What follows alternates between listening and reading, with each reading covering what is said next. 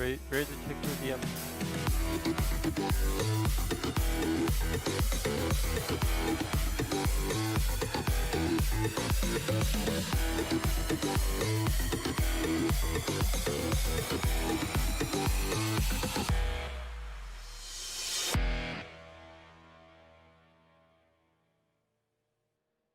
Apex Online Racing is sponsored by Elgato, who created this lovely stream deck. For more information about the stream deck, the link is in the description below.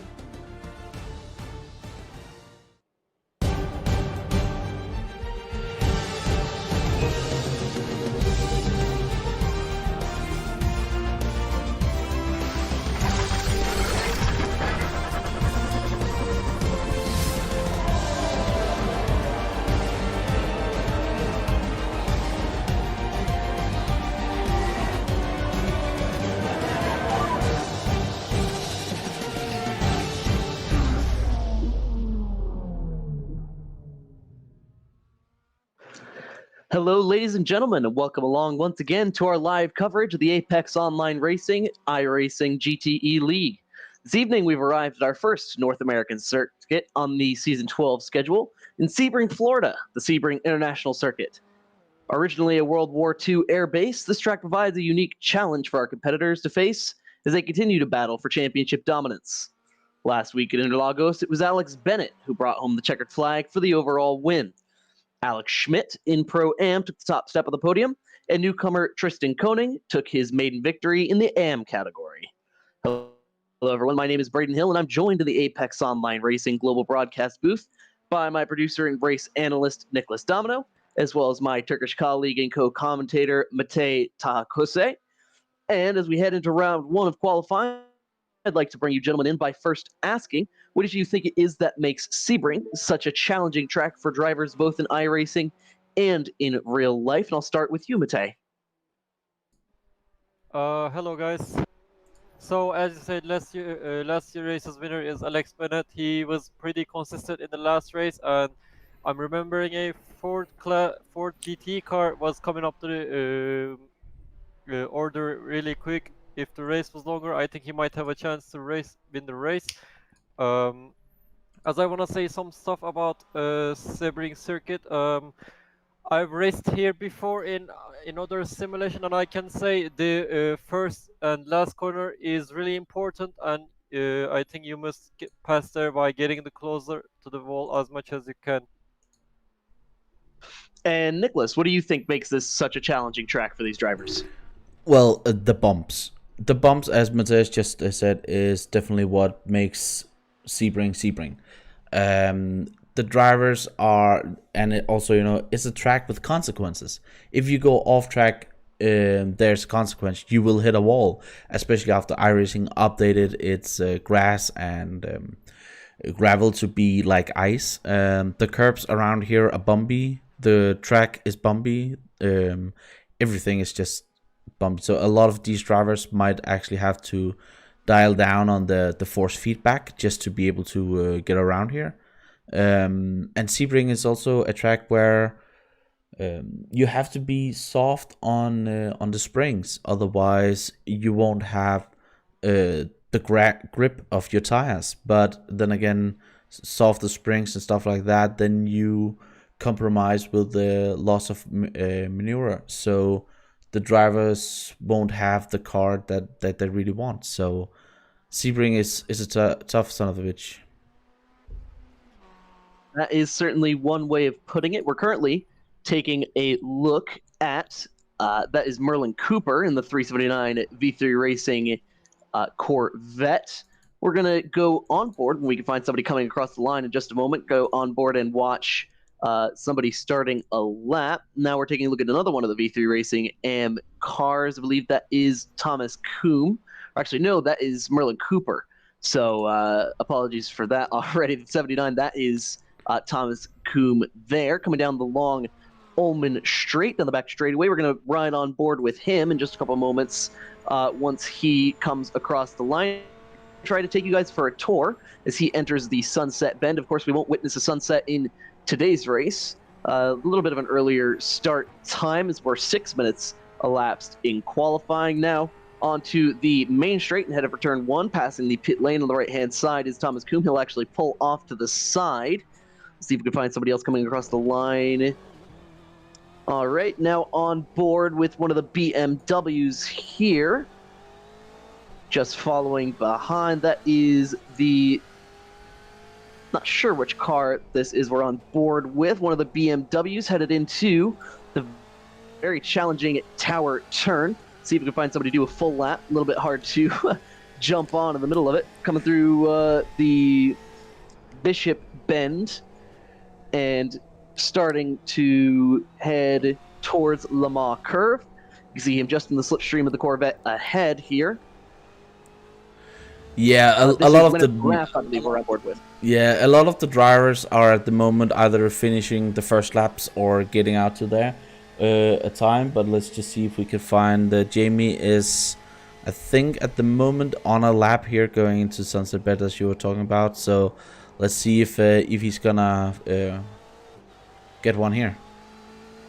Well, as we've just elapsed 7 minutes, currently Cohen Van Eyck holds the pole position in the 318 with a 156.165. Now we've just seen Jamie Smith go across the line. He will not improve on his original time. Or actually, that would be his out lap. He's just finished, I believe. Leonard Graff about to go out on another out lap. Interesting that we have a lot of... a good variety at the top of the field, as a matter of fact. Corvette, Porsche, BMW, Matei.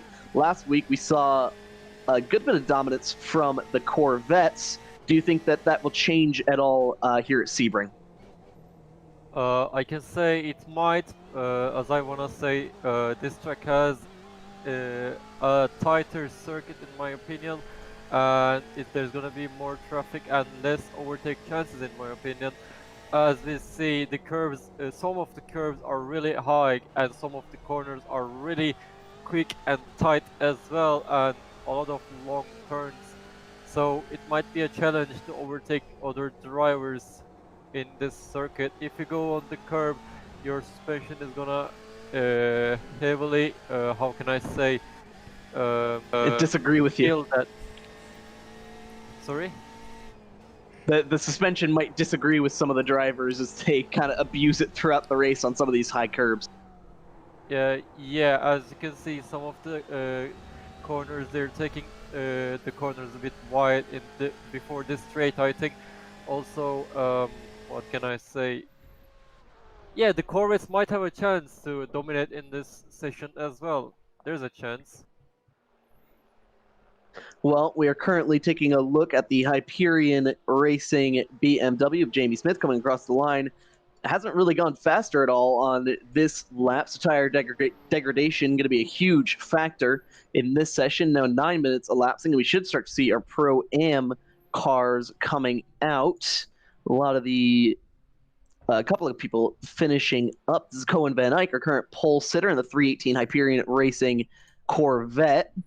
Very lovely matte and satin finish on that purple, blue, and white car with the yellow wing mirrors. And worth noting for those watching, the blue on his windshield, on the top of his windshield, as well as on the number plates, that indicates our AM category of drivers. So now at the top of the charts, Cohen Van Eyck, Dennis Cotier, as well as Daniel Lindholt. Dennis Cotier, we saw struggling a little bit last week with some damage in Interlagos. Jamie Smith, who won or was in the battle for the win last week at Interlagos, unfortunately had some damage after some contact with lapped traffic. He is currently scored in the 6th position. And our winner last week, I'm actually... Oh, there he is, now in 4th position. Last week's winner, that was Tristan Koning, the Swedish driver, number 317, about 2/10 off of the top time. Now taking a look at the 241, that's Marvin Sluman, about to come across the line. Another of the Hyperion Racing Corvettes coming through Sunset Bend and trying to set himself up well for the start of the lap. Let's go for a ride along with him on board here. On the inside, down to the right-hand side is the pit straight. Now, shift down a couple of gears, throw it in as hard as you can, and try to hit the blind exit. Hard to judge coming through that corner. Now into turn 2. Quick right-hand corner, and then throw the car back to the left.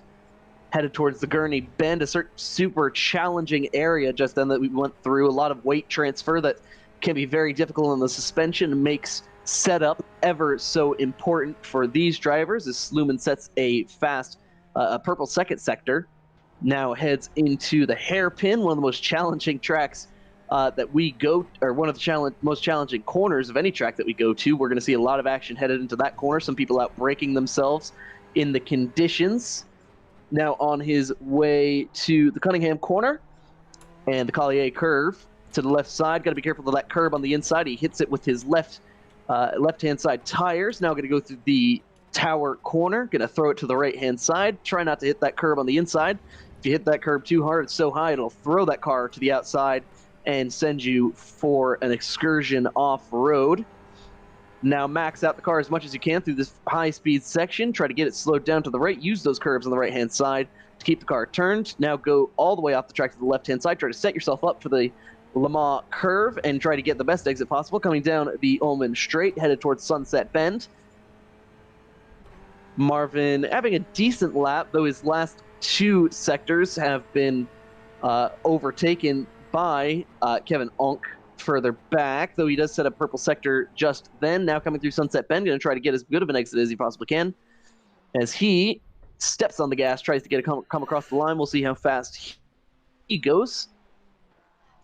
And that is enough for the pole. Currently a 155.992, so that's the first lap time to go into the sub 156. Now a few more drivers coming across the line. Kevin Onk in the BMW comes across the line now with the pole. Taking a look now at Kiefer McKenna in the, or actually that's not McKenna, that is Blythe coming across the line. He will improve on his out lap time, but not fast enough to take the pole. Kiefer McKenna P3, the Irishman in the Corvette, number 292. We see a reset from the other of the V38 Racing drivers. Now taking a look at the 299, that blue camo Corvette. So Corvette, very, very popular, as is clearly evident by the car choice. I'll ask you, Matej, do you think it's is it something about the car handling that's making it so popular, or is it just the hype surrounding it because it is a new release? In my opinion, the Corvette is the best looking GTA car, and I really looked the interior as well and the exterior as well. I was a big fan of C7R as well. I'd say this car is just popular because of the driving style and the looks as well. So I'd say both. It's not really a Corvette, is it? Well, it's, you know, it looks cool, but it sounds wrong. I'm just sorry. No. It's more a mid-engine car, I think. Was C7R was mid-engine as well? No. Corvette has always been a front-engine car, and it has, you know, muscle. Screams America. So yeah, I remember watching the old one at Le Mans, and we were sitting on top of the pit when they started off with free practice, and I had a beverage on beside me on one of the stools, and it was just, you know, wobbling all the way. You couldn't hear anything other than that Corvette, as Kevin is getting in pole here, and I think him and Owen has been battling up there. So if anybody can't really post, I think the pole will be between those, as we have a V3 car going way off the track, and as you just saw, the icy effects. I just wanna correct you, Mr. Hill, on 2 things. First of all, what you said was turn 2 is not turn 2, that's turn 3. Remember, we are in the States. You're from the States. So that's one thing. And who was it that you called being from Sweden? I'm just going off. If that's incorrect, that's your fault. Because you're the one who put it together on the overlay. No. It's not Sweden. It's Switzerland. That's you and your flags. You and your flags. Whoopsies. My bad. My apologies to Tristan Koning for that mistake. As we're looking now at Owen Blythe coming through the first corner and headed towards turns 2 and 3. The slight kink, that is turn 2. My apologies for having that incorrect on the first time. And worth noting, you take a look at the V3 Racing car indicated by the black wing mirrors and wing end plates. That is V3 Racing Black. That is...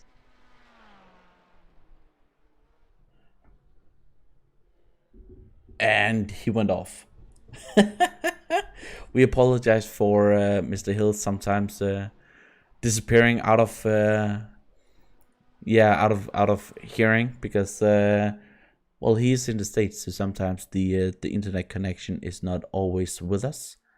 So it's gonna be interesting. Oh, there's a little bit. Yeah, somebody in the chat on YouTube as well did say that he was from Switzerland, as I'm just at the moment. Oh, did I leave the call? I left the call. The next car ahead, Kevin Onk has come in. We will start to see our pro drivers come into the screen shortly.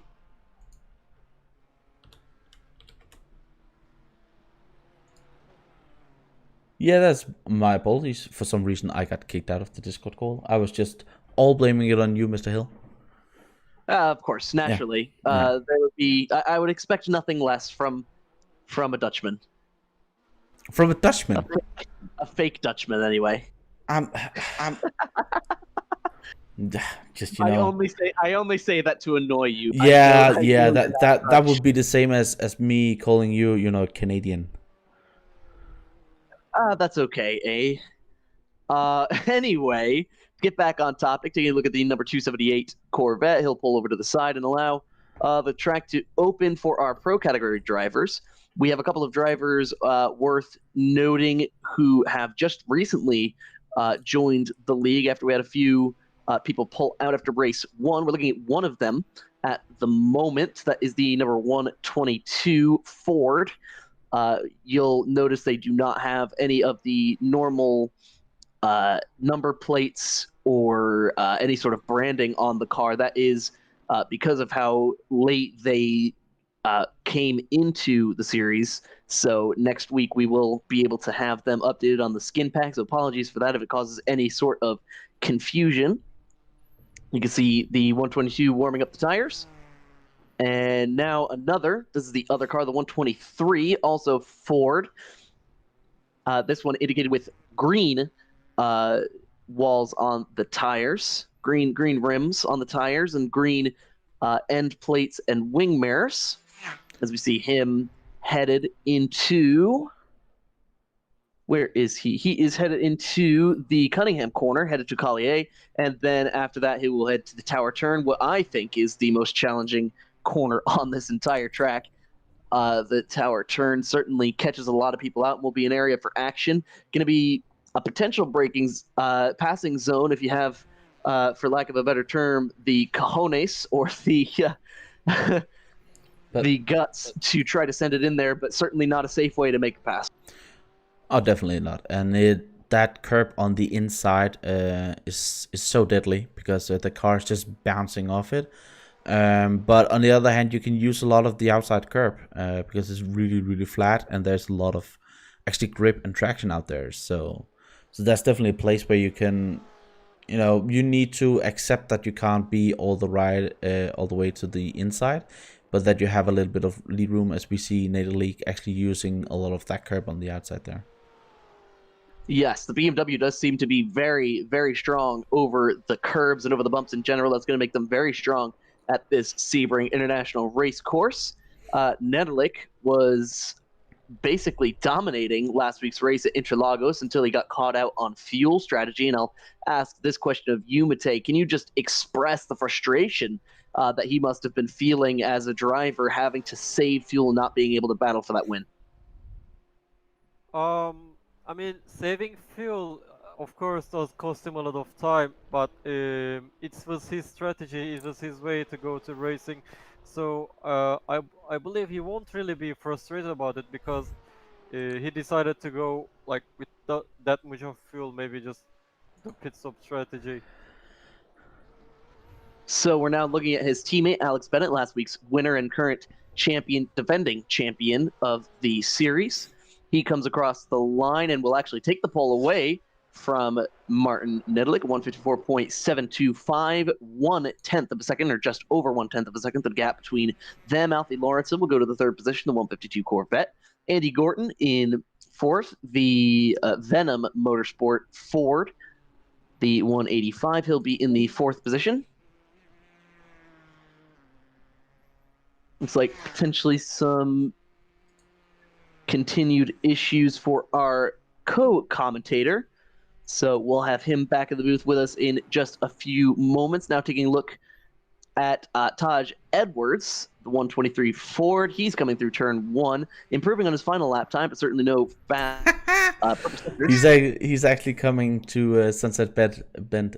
These two cars are exactly the same. Too damn close. Yeah, they're gonna have to get you the rim colors. The rim colors. That's what we got to look at. Red rims from Taj, I believe. Yeah, Taj comes across the line. He has the green on his tires and on his wing mirrors. He will slot into ninth in the pro category. That is all the way down. Ooh, as Hallowell has been off track. Oh, and we have the car sideways. Yep, that's John Hallowell. That's one of the Venom Motorsport cars. And just at the end of the lap, too. That's got to be frustrating. He was just about to come across the line to finish his lap. He now tries to get back up to speed. And the issue with where he spun is that now it's going to ruin some of his speed coming onto the next lap because of the fact that he lost it just before coming across the line on the exit of Sunset Bend. So he lost a lot of that momentum and that top speed that he would have been able to get if he had nailed that exit. Now looking at the Venom Motorsport Ultima entry, that is the 196 of Mike Shapers. Yep, he's coming through this long bend headed towards the hairpin. He has recently moved from V3 Racing over to Venom Motorsport to have some teammates with him. Now, something interesting that I was going to say something about, and I got distracted.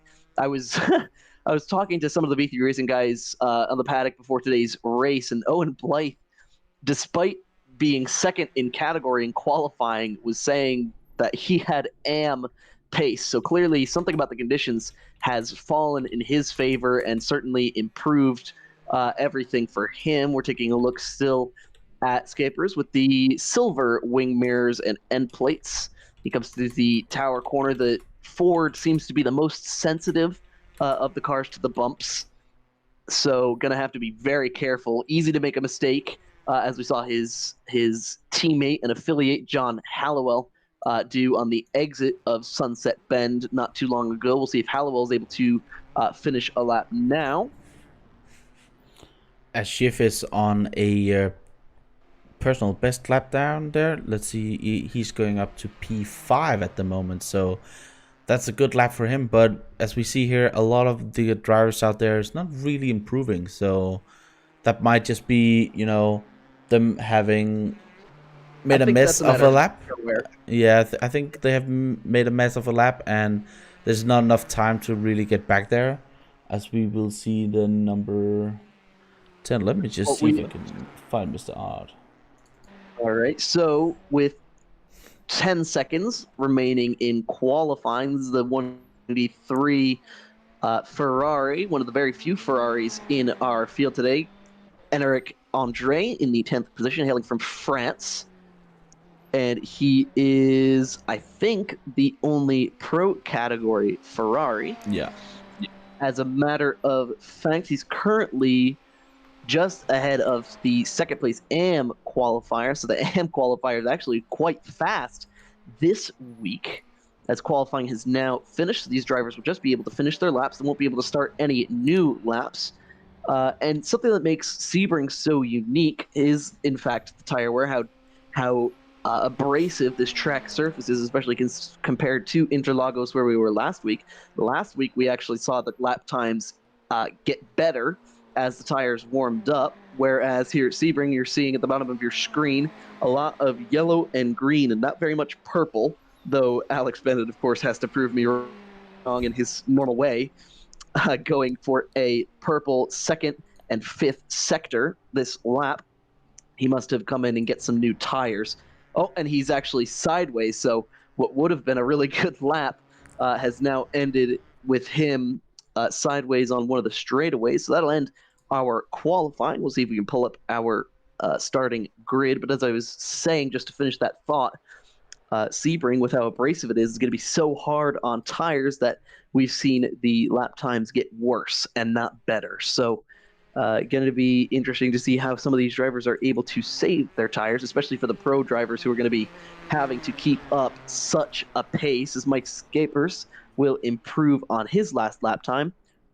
The Netherlands driver will move up to the 7th position in class. Yeah. Let's see if we can get the grid over here as soon as they swap to the other session.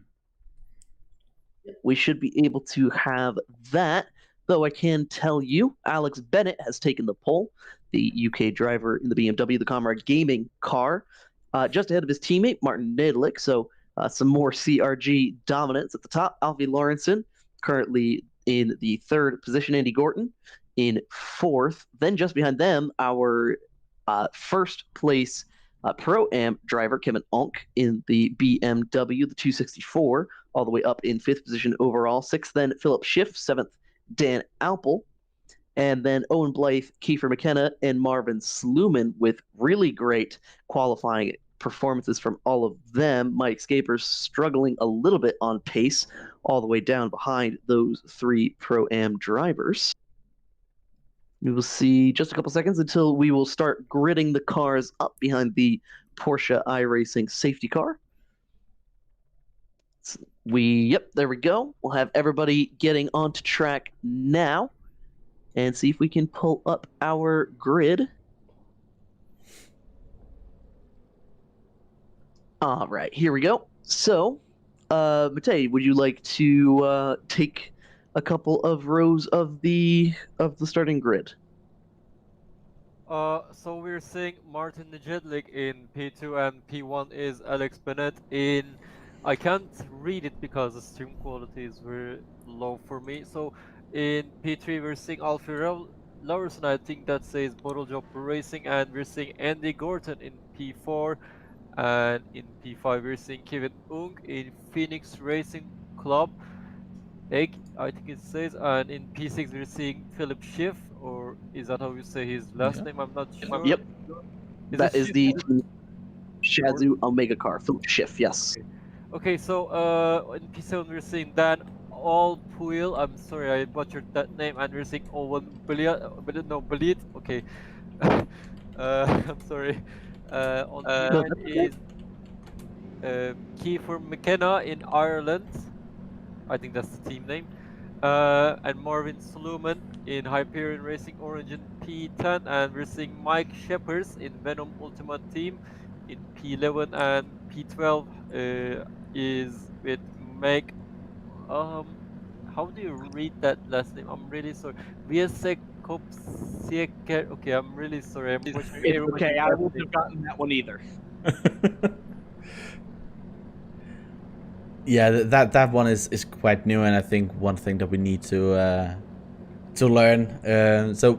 Well, we will butcher all of these names, some of them at least. Yes. Certainly don't expect much. All right, let's get the next few drivers. The next row, Cass Hogan out in the 13th position, followed by Taj Edwards, the Jamaican driver new to the series, as we see the pace car start rolling.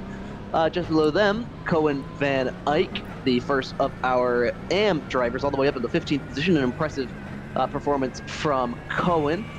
Then Gunnars Razgals in the 220, Phoenix Racing. Victor Mateos, P17, Claire Rice, the Hyperion Racing car after that. And Eric Andre, Dennis Cotier, Chris Yardley, Oleski Seleznev, Wessel Van Wolde, John Hallowell, and Daniel Lindholt will round out our top 25. Sarah Dove, P26, a good performance from her. 27th, Tristan Koning, followed by Alex Schmidt, Adam Flynn, in the 295 car. He's actually changed to the Ferrari from the Porsche last week. Thomas Kuhn, the V3 Racing Gold AM driver. Jamie Smith, then Bakay Gabrielson. After that, Dennis Meisner, Bartaz Makoda, Stephen Brumfield with a little bit of a disappointing qualifying performance from him. Michael Toman, Merlin Cooper, and Leonard Graff. After that, our final qualifiers, Antoine Morel, Thomas Lagney, Darius Sazu, and Tryphon Davis in the 42nd and final position. So we will now take a look at our top scorers here. They're all coming around. Now gonna see them pacing across that is the Cunningham corner they're coming through currently. And actually, I stand corrected. This week we don't have the Porsche safety car. It is the Ford Mustang iRacing safety car out front. Of course, we are in the States. So yes, naturally we must have some America. That's how it needs to be. But yeah, it's interesting to see with Cohen up there. I hope he will have a better luck than he normally has. He's a really strong qualifier, but he tends, when he's having a strong qualifying race, he tends to have accidents in the first lap or two. So it's going to be interesting to see if he can keep up there, because Cohen is definitely one of the fastest AM drivers in the field. And now headed down the final straight, the Ullman straight headed towards Sunset Bend. We'll have Alex Bennett on the left-hand side. He'll be leading Alfie Lawrenson in that row. Then his teammate to the inside, Martin Nedelic, and Andy Gorton then just behind. We're going to see the start from a little bit of a higher perspective, give everybody a chance to see everything that's going on. The safety car now enters Sunset Bend. They'll pull off to the right-hand side in just a few moments' time and give these drivers control of the race. So the iRacing Ford Mustang safety car pulls to the right-hand side. Alex Bennett now has control of the field, and he goes already. Green flag is going to be out now, and already single file for the top two positions between the CRG cars. To the right-hand side, too wide for third position. That is Andy Gordon on the right side, Alfie Lawrenson on the inside, and into turn one. We'll have the beginning, the better look there. Possibly some incidents out back. Three wide for a couple positions back. Now looking towards the back of the field at our AM category. At least there's a big one-away section in the first corner, otherwise they're going to be taking corners.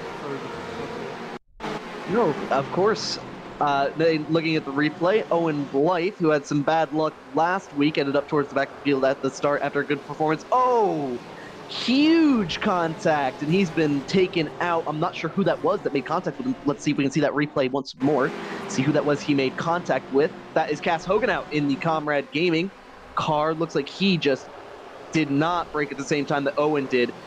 Hit him hard in the back end and ended up hard into the wall. Unfortunate for Owen there, nothing he could do with Cass just coming in hard from the back end. Additionally, now looking at one of our newer drivers, Gunnars vs. Gals, he goes off for a little bit of a spin. Luckily, it doesn't look like any contact, so lucky for him not to have any damage there. Just a little bit of an off-road excursion, and a little bit of showing off his rallycross skills just then. So let's see how the battle for the lead is going now. Towards the front of the field, Alex Bennett currently leading his teammate, now all single file. You can see all the way down the Ullman straight, all mostly single file. They'll head into Sunset Bend for the first time in the race under green flag conditions. Alex Bennett with a very strong exit compared to Nedelick's teammate. The slipstream going to be a big factor here. So BMW, as well as a bit of a battle between the Corvette and the BMW just a little bit further behind. That I believe that is the battle for 6th position. Nick, I'd like to bring you in and ask what your opinion was. We saw the replay just a few moments ago on what happened between Owen and Cass. What was your opinion? Who do you think was at fault there? Well, I think Cass was just way too aggressive into turn one, and that's just, a case of two drivers not really respecting each other too much. This is a long race, an hour and 20, and at that point, Owen was just a passenger, and yeah, sad to see those two drivers might just, have to pack up and go home early. And a huge incident, and the rest of the field just had to go around it and trying to survive. So yeah, for me, it's definitely, it's turn one and it's lap one. Be a little bit more sensible, and that would have been fine, to be honest. Certainly incredible driving from the remainder of the field to not have more damage and more carnage than there was there. We're now looking at Chris Yardley in the Hyperion Racing Porsche. You'll notice a lot of Hyperion Racing branded cars out in the field with that very menacing looking toothy smile, toothy grin on the front end of that Porsche, just behind his teammate Victor Mateos in the 5th position. That's the battle for 5th in the Pro-Am category, just behind Oleksiy Seleznev, not too far behind. See if he can use the slipstream.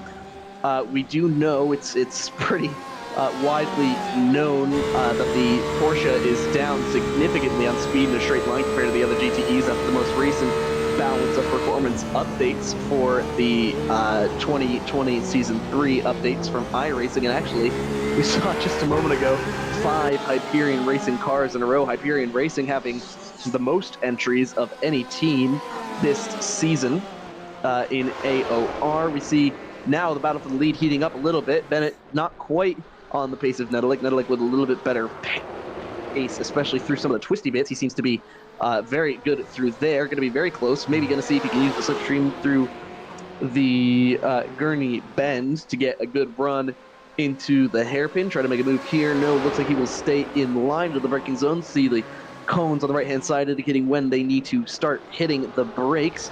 The BMWs just look so stable over all of those bumps. Doesn't even look like it bothers them at all. Has to be quite a comfortable ride inside those Comrade Gaming BMWs at the front of the field. Yeah, and normally we see actually Interlagos being the one who is out there in the lead and taking that early pace, and Bennett having to follow up, and then Interlagos making a mistake and Bennett winning the race. But interesting to see that Bennett is actually the leading driver here, and let's see how long Interlagos is gonna let him be that. From the looks of it, not too long. The GRC teammates are not, they want to fight and they want to battle for the position. They're not shy about attacking each other, even though it is a teammate. And Matej, you had a question. Yeah, do you think these 1-2-bit BMW drivers are having team orders or just fighting each other for the end? Because they seem like pulling away from P3 as well and just staying between each other. Well, Nick. Yeah. Yeah. You this one, Nick. Yeah. Normally they're just battling, and there's no, nothing called team orders at all. We have seen in the past. They have also had contact and stuff like that. Maybe they're contacting each other in some way as well, maybe keeping each other safe. I'm not sure.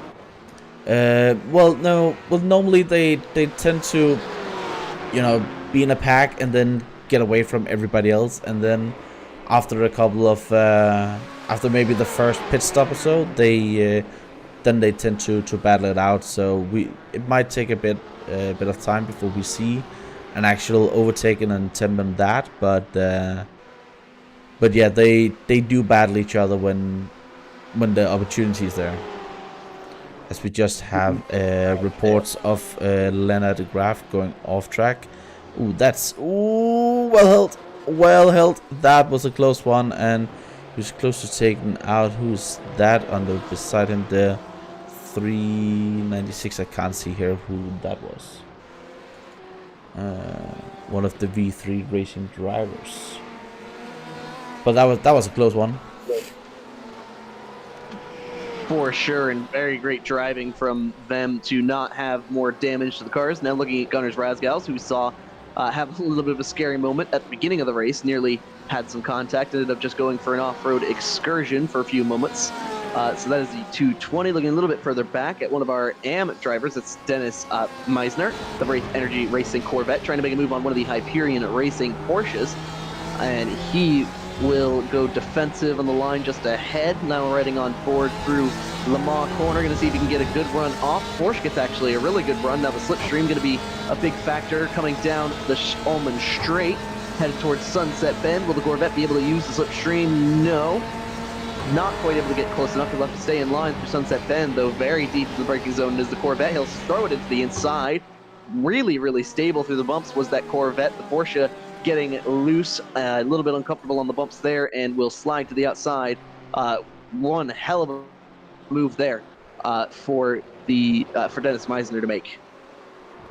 Ooh, as Andy Gordon is having a spin here. Let's see if he gets away with it without hitting anybody, and he is losing quite a few positions there, but that's what happens when the Venom pair gets away from each other. We have seen that team in the past having cars being, well, they've always been, if one of them have been P5, the other is P6.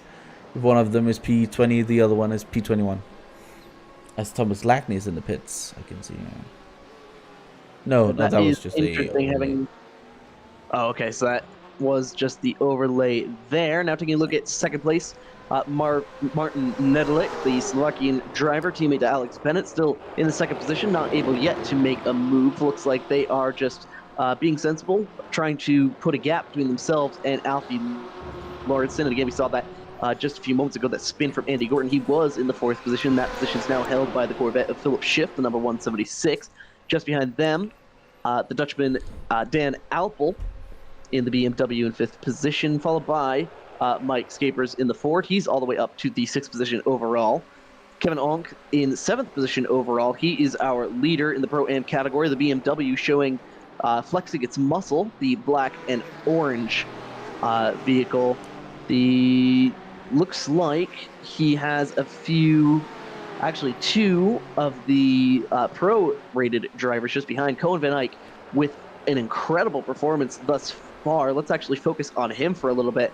How impressive is this? The leader in AM is even better right now than third place in Pro-Am. That is incredibly impressive. Now, some people might be tempted to jump the gun and say, oh, why isn't he in the Pro-Am category then? I'm led to believe that this is just a one-trick pony, so to speak, at this track. This is just a really strong track for Cohen.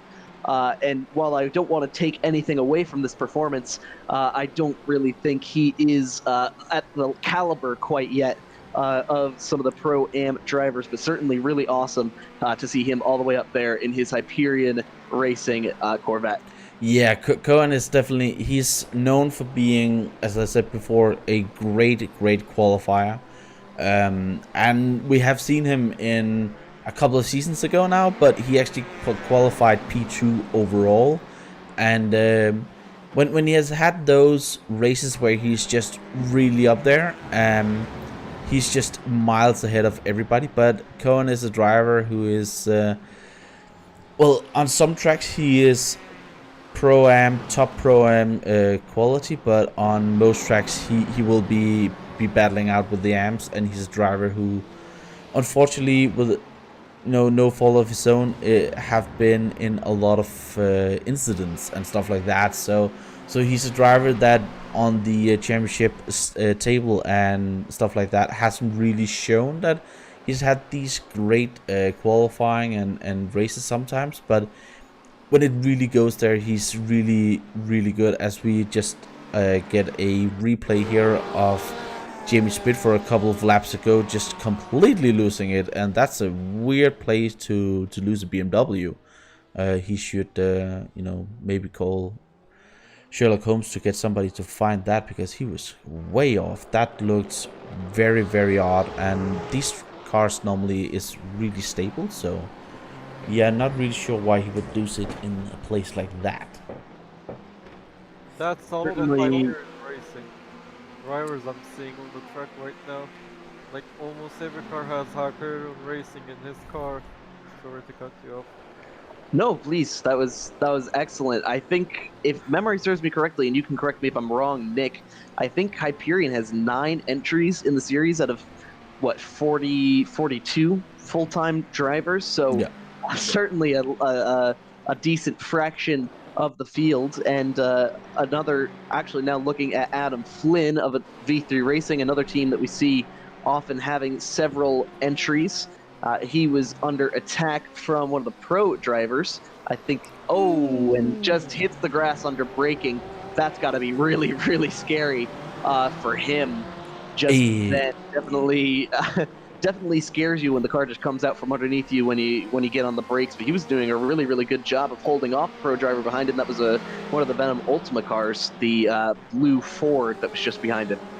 Yeah, I think that was Hallowell there, but that was a copy completely of what was it Gordon? Yeah, Andy Gordon, who just did that as well, where you just get one tire on the grass and then the car just swoops around you.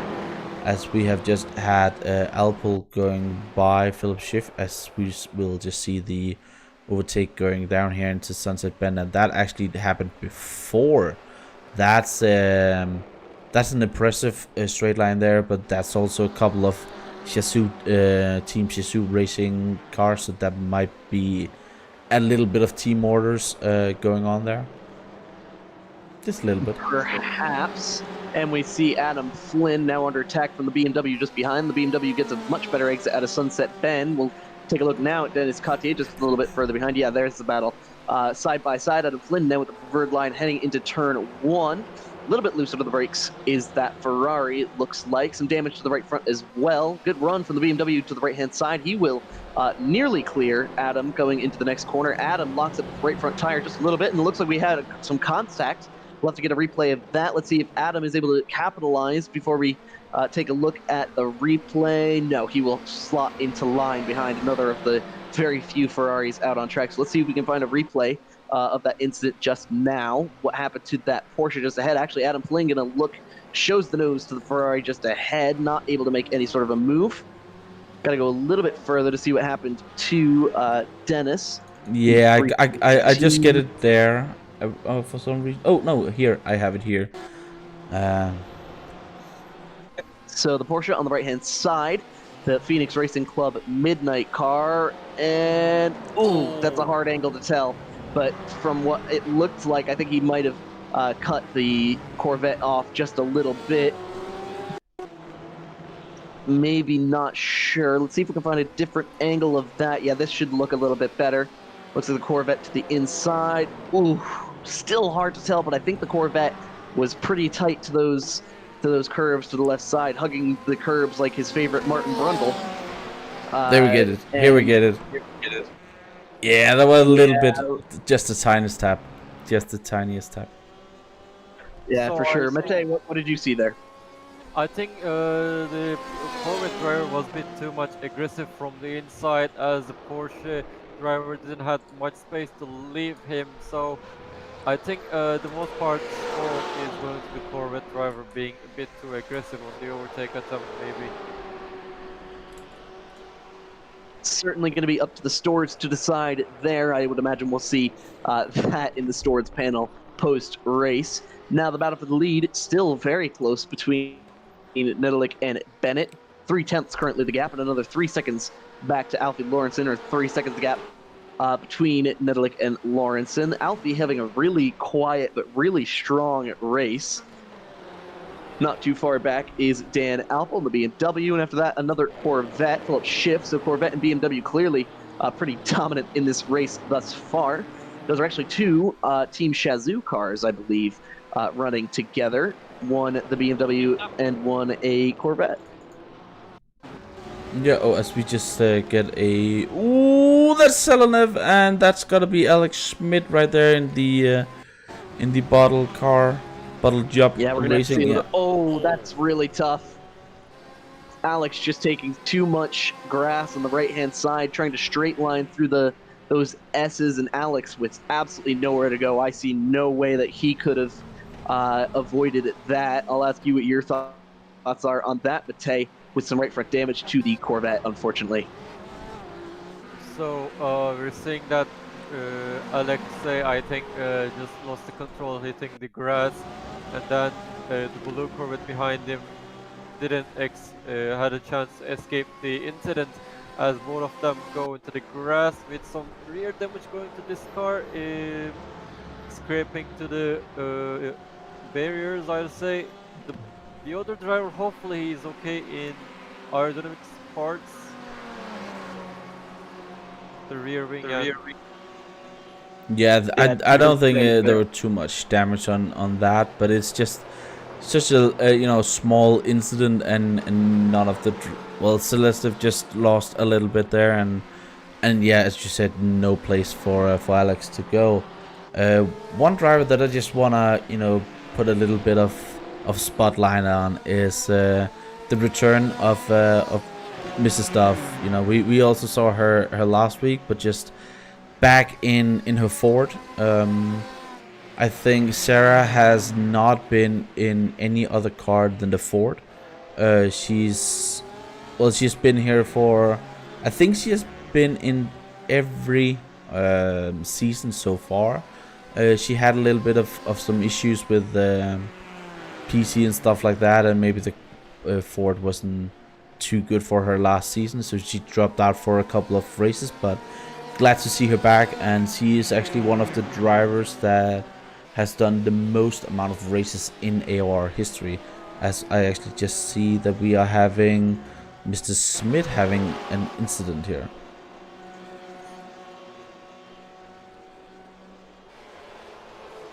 another high period racing. Oh, he barely escaped the wall and contacted with the Porsche. I think that was Porsche's in blind spot, didn't really had a chance to escape as well after the wall hit. Oh yeah, definitely. And let's see who's that down there. It's Can we see from Porsche's cockpit view so we can see if it was his like blind spot or? Yeah, and I need to see if I can find who that Porsche were first. Then we will see if I can get it here. But yeah, I think you're right that he was definitely in a blind spot there. That is Jamie Smith towing into the pits. That didn't seem like a big collision to the wall, but seems like maybe some suspension damage that off-centered his wheel. What do you think? Yeah, well, if you have had a couple of offs, we don't know if he has had that, but that can just be, thing when if the car and track is just really not suiting you and you're just going off. Sometimes it's just better to just say, well, that was that for today. And as we just actually see on board here with Mr. Broomfield, let's see if he's having. Oh, he just braked way too late, and there's a little bit of damage on that Corvette, and he into the hairpin. That's such a difficult braking zone into that hairpin, because when you brake, really hard, and you're like, all right, now I'm getting there, and then you have braked way too early, and then next time you're like, all right, I will just brake 5 meters later, and then you're just, as we saw here, going off track. It's such a difficult braking zone, and it's just bumpy and as well, so it's really easy to do. As we're having another car going off here. It's Darius Zazu. Let's see what happens to him. Yeah, you're right about braking. I think you just need to find the sweet spot for braking. Not overdriving the car as well is really important in some of the cars. And I think that is just BMW losing the rear of the car in the corner entry. Oh yeah, definitely. Now we are having our main commentator back from a P-break. I don't know if you've seen some of our our big small incidents that we see Mr. Dan Littleholt going into the pits and towing, and we're not sure if that's day over. But did you think that incident would have caused him to be towing like that? Well, I'd imagine if anybody's going to tow, that's got to be day over, especially in such a. I mean, an hour and 20 minutes sounds like a long time, but it really is a sprint race when you think about it. Not going to gain too many positions after having to take a minute or so of towing, especially on such a challenging track, unless your pace is absolutely superior. By the time you get that damage fixed and get a tow complete, that's pretty much day done. We're now looking at the battle for the lead, continuing to rage on. Still 3/10 the gap between Alex Bennett and Martin Nedelik. The CRG cars being rather sensible. The two BMWs showing flexing their muscle at the front of the field, the 1 and the 188. Of course, the 1 number for Alex Bennett indicating his championship win just 1 season ago. Now in the pit lane, we have, I believe that is Wessel van Walde, if I'm not mistaken. So that is one driver in the pit lane. Now we're going to start seeing some people come in for some damage, I would imagine. But I don't quite think that we are going to have pit stops happening for at least another 10 to 15 minutes for those trying to make it to the end. With a little bit of a fuel cap adjustment since last week, I can imagine most of these drivers will try to make it on one stop. I would expect to see those drivers try to do it in round about 40 minutes or so. We're looking at Darius Sazu. Oh, another victim of that braking zone for turn 3. So challenging because in order to really nail that corner, you have to be as far to the right side as possible to really apex that corner late. But when you end up hitting that grass, it's just, there's nothing for the tires to grip onto, and you're sent straight into a spin. Sazu, that time, very lucky to not have any drivers around him. We're now looking at a train of cars, 2 Porsches, followed by a Ford, all in the Pro-Am category. That is Chris Yardley in the 293, the sandwich, the meat in the sandwich between his teammate just ahead. And you can see the difference between the cars, if not the number, the large toothy grin on the front end of the Yardley Porsche. The Ford of Sarah Dove, we were talking about a little bit earlier, all in pink liveries, though Sarah, part of the AOR racing team, not a teammate to the cars ahead of her. And you can actually start to see a lot of the rubber starting to build up, a lot of dirt and grime on the front end of Chris Yardley's Porsche. These cars going to be plenty dirty by the end of the race, and looks like he'll actually make a move. Not sure that had to have been team orders there, with Yardley being able to rather easily make a pass, but Victor Mateos actually going to lose 2 positions. Sarah Dove able to take advantage. The team AOR Ford able to slip through on those team orders, I would imagine, that caused the position swap. Has to be a little bit frustrating for Mateos, and actually Chris Yardley will miss the next apex completely, so he's going to have to be careful, otherwise Sarah Dove is going to be on top of him in just a few moments' time, and that Ford is pretty damn quick in a straight line.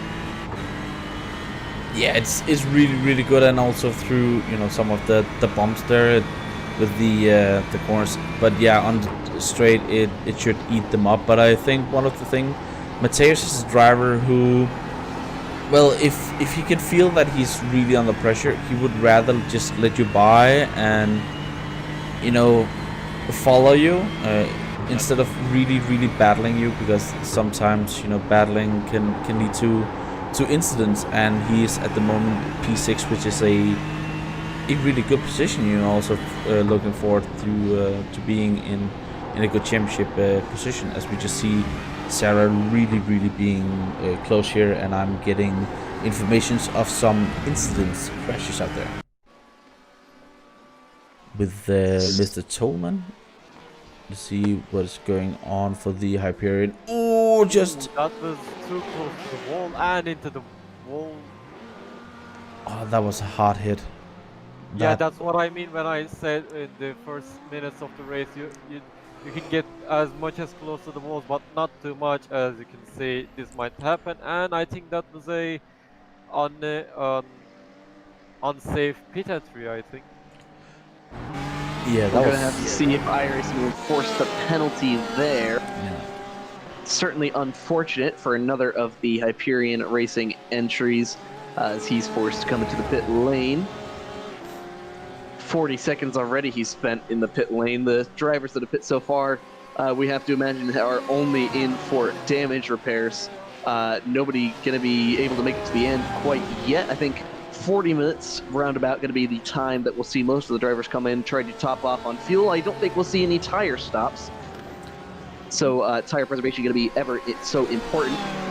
John Hallowell, interestingly enough, we see at the end of this train going down the Ullman Straight, not able to do really much at all with these Pro-Am drivers ahead. That's the battle for 4th, 5th, and 6th just ahead of him between Yardley, Dove, and Mateos. The Porsche, Ford, Porsche, and then John Hallowell in the Ford. He has changed over to the Venom Motorsport, or actually was, I believe, already in Venom Motorsport, but he's changed over to the Ford. So that is 10th position in class.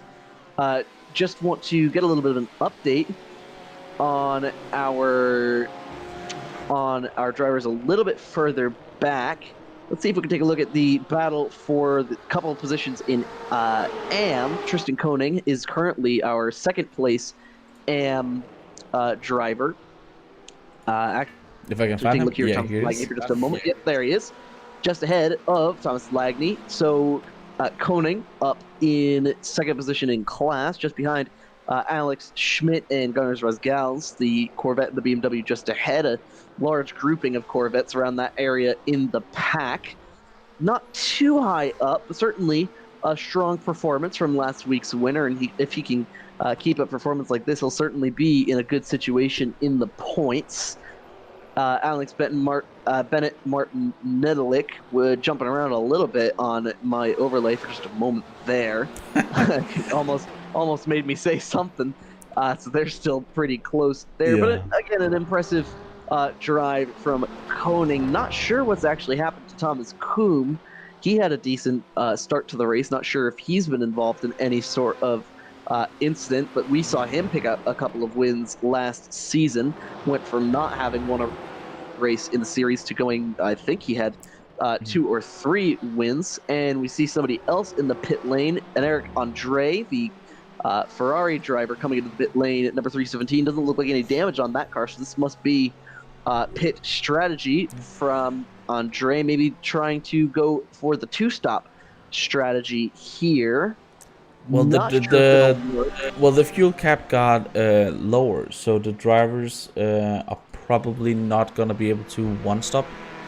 So I think 2-stop is definitely what we're gonna see. If you're gonna 1-stop, you're gonna fuel save extreme from the beginning.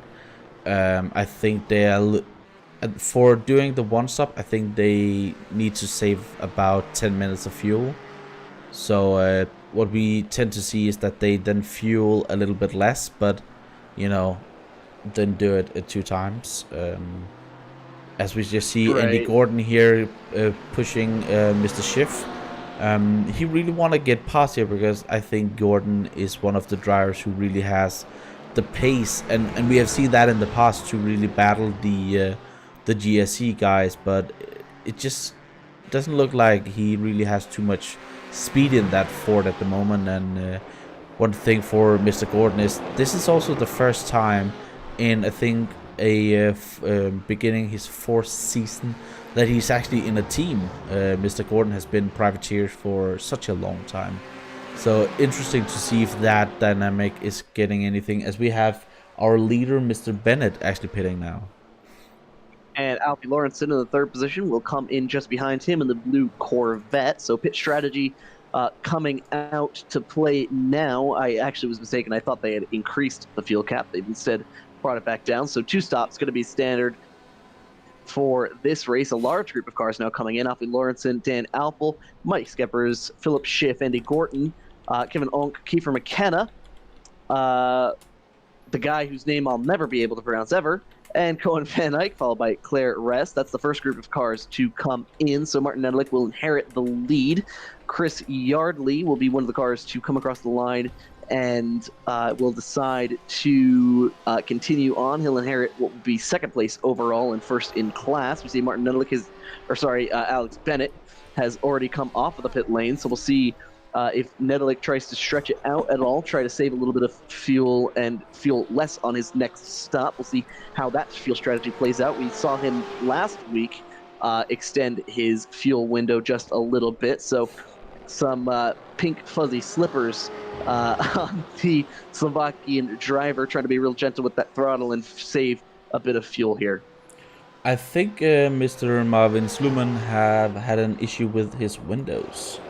Yeah, he's just written in chat, I hate Windows. So I think maybe an update or something like that has pulled him out of the race. And we of course sad to see that, Marvin. So yeah, get back on the horse and vote for your favorite track for the next week. Next week's track is the drivers have been allowed to vote between 2 tracks. Either we are going to Silverstone or Road Atlanta. And that poll will end after this race, as we see Interlagos going into the pits. A thing that I also wanna say out there, and just make a little bit of commercial for myself and the league, is that if you look into the YouTube description, we are actually having a spotters guide that was just made for just a couple of hours before this race, as we are gonna look a little bit on Andy Gordon, who's actually really close up here. So if any of you wanna see, alright, who's actually in which car and how do that car actually look while you're watching the stream, you can go on there. I got a question in chat about live timing, and unfortunately I don't have live timing, as Andy Gordon is going on the inside and Schiff is just defending bravely. And Schiff, he's getting out there and there's a little bit of dirt out there, and now he's going onto the inside. I think Gordon might have this one. Yeah, that was really deep. Schiff threw it in there, trying to defend from Andy Gordon. Gordon will clear him headed into turn 1, so that is pass done for the 185 Venom Ultima Ford. Now that is Ford, Corvette, BMW not too far behind, and then a Corvette and a Ferrari. One of the few, the rare sightings of the Ferraris up towards the front of the field. Kiefer McKenna, with a really strong performance, did well in qualifying. Unfortunately, was taken out on lap 1 last week, but up in the second position is the Irishman, driving here for V3 Racing. That is one of the silver cars. So he actually looks like he's blinking a little bit. I'm not sure if that's just me, but having a little bit of potential connection issues. Now just behind, he's actually under pressure, not from someone in class, but in fact and Eric Andre, who came into the pits pretty early, was one of the first people to pit. And actually, on that pit cycle, Nedelik was able to overtake Alex Bennett, so staying out 1 lap longer was to the benefit of Nedelik, able to get a clean lap as fast as he could with no one out front. That was a big advantage for the number 188, and the battle is on for the lead. Bennett with a really good run out of Lamont corner, a little bit wide on the apex was Nedelik, and to see if they will actually try to race the next corner. Looks like Bennett lets off just a little bit, gives some space to Nedelik headed into Sunset Corner. Deep on the brakes is Nedelik, gonna turn that car in a little bit wide on the apex compared to Bennett. Maybe a little bit of tire saving from Bennett, not going to be too worried about trying to overtake his teammate. 0.3 of a second the gap, and then another 6.8 seconds to Alfie Lawrenson. So some serious dominance from the TRG cars. And Mike Skeppers has actually made his way up to 4th position. That's the other Venom Ultima car.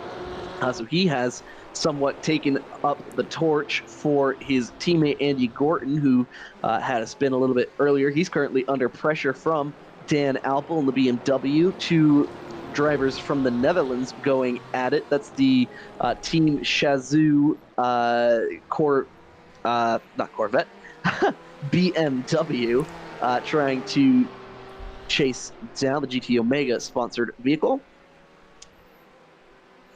Yeah, and one thing that we just saw there with the Bennett and Native League, that, especially around here, you need to just be, just as smooth as a James Bond one-liner to the Bond girls on the throttle.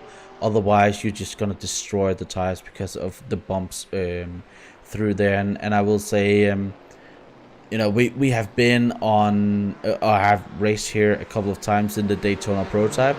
These cars have a little bit of electronic help in the steering as well, and they have quite sophisticated traction controls, so the GTEs are actually a bit easier. The old Daytona prototype is like, they traction control, yeah, let's try and put something on, you know, gonna cost us $2 to make, and let's see if it works. And electronic help in the steering, that's not something that we are gonna use. So just, you know, getting a stint around here, getting, you know, double or triple stint, your tires was just completely gone, or not your tires, your hands was just completely gone, because it's just so bumpy through here. If you haven't tried driving around here, the pictures, even the onboard pictures, are not gonna show it well enough. You really have to be out there and try it yourself.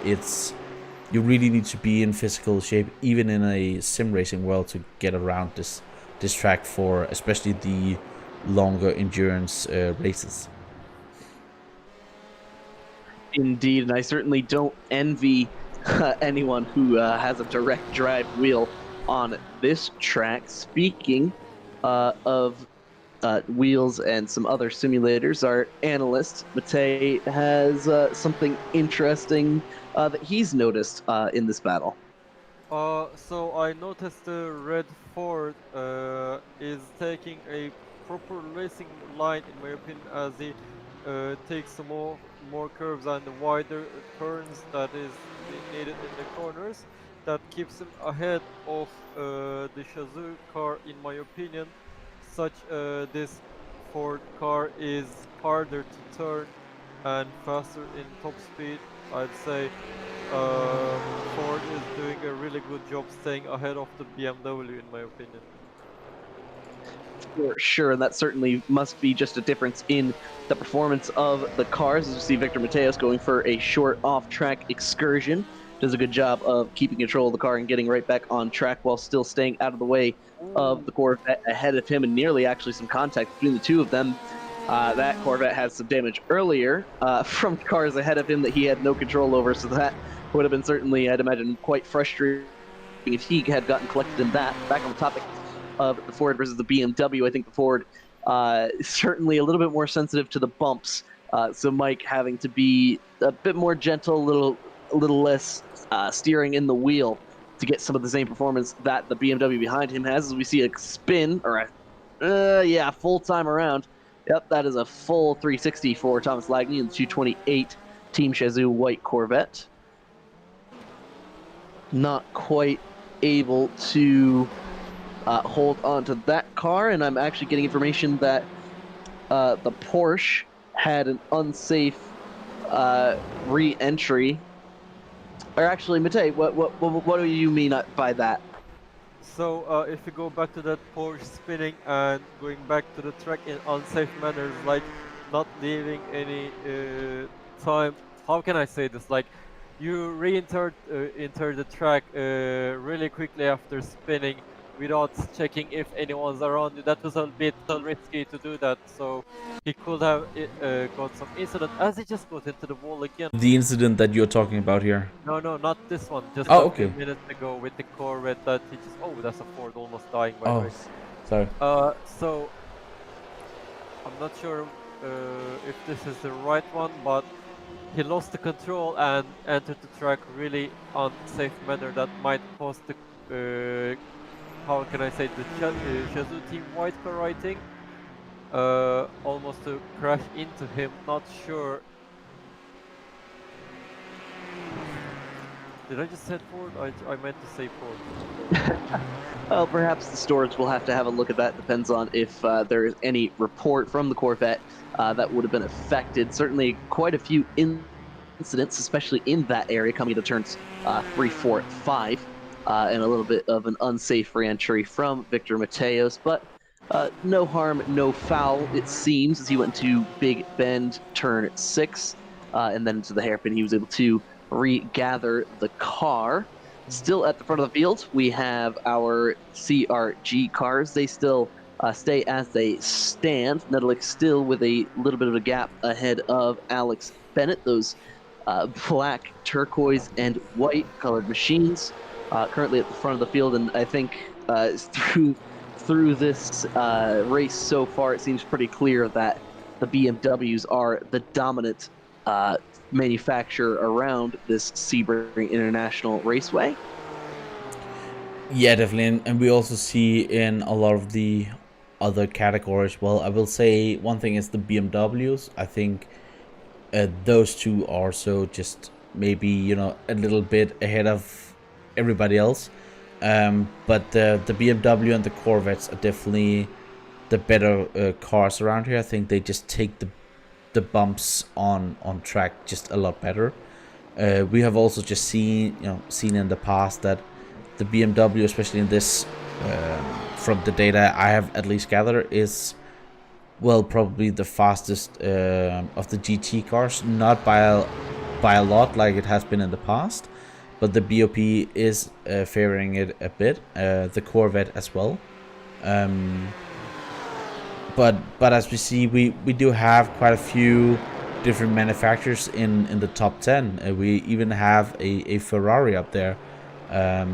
But the Ferrari, just from what I've heard from a lot of the drivers, is not that fast, but it's also really, really dull to just drive around. So that might be why we are not seeing that at the moment, as Alpol has been losing times on, you know, lap 18, 19, 20, as we see here, and then lap 21 he just gained 3 tenths. So the gap between Alpol and Shapers are definitely going back and forth, and the fight is definitely still on, as he's just losing a little bit of time to Shapers here in the last lap.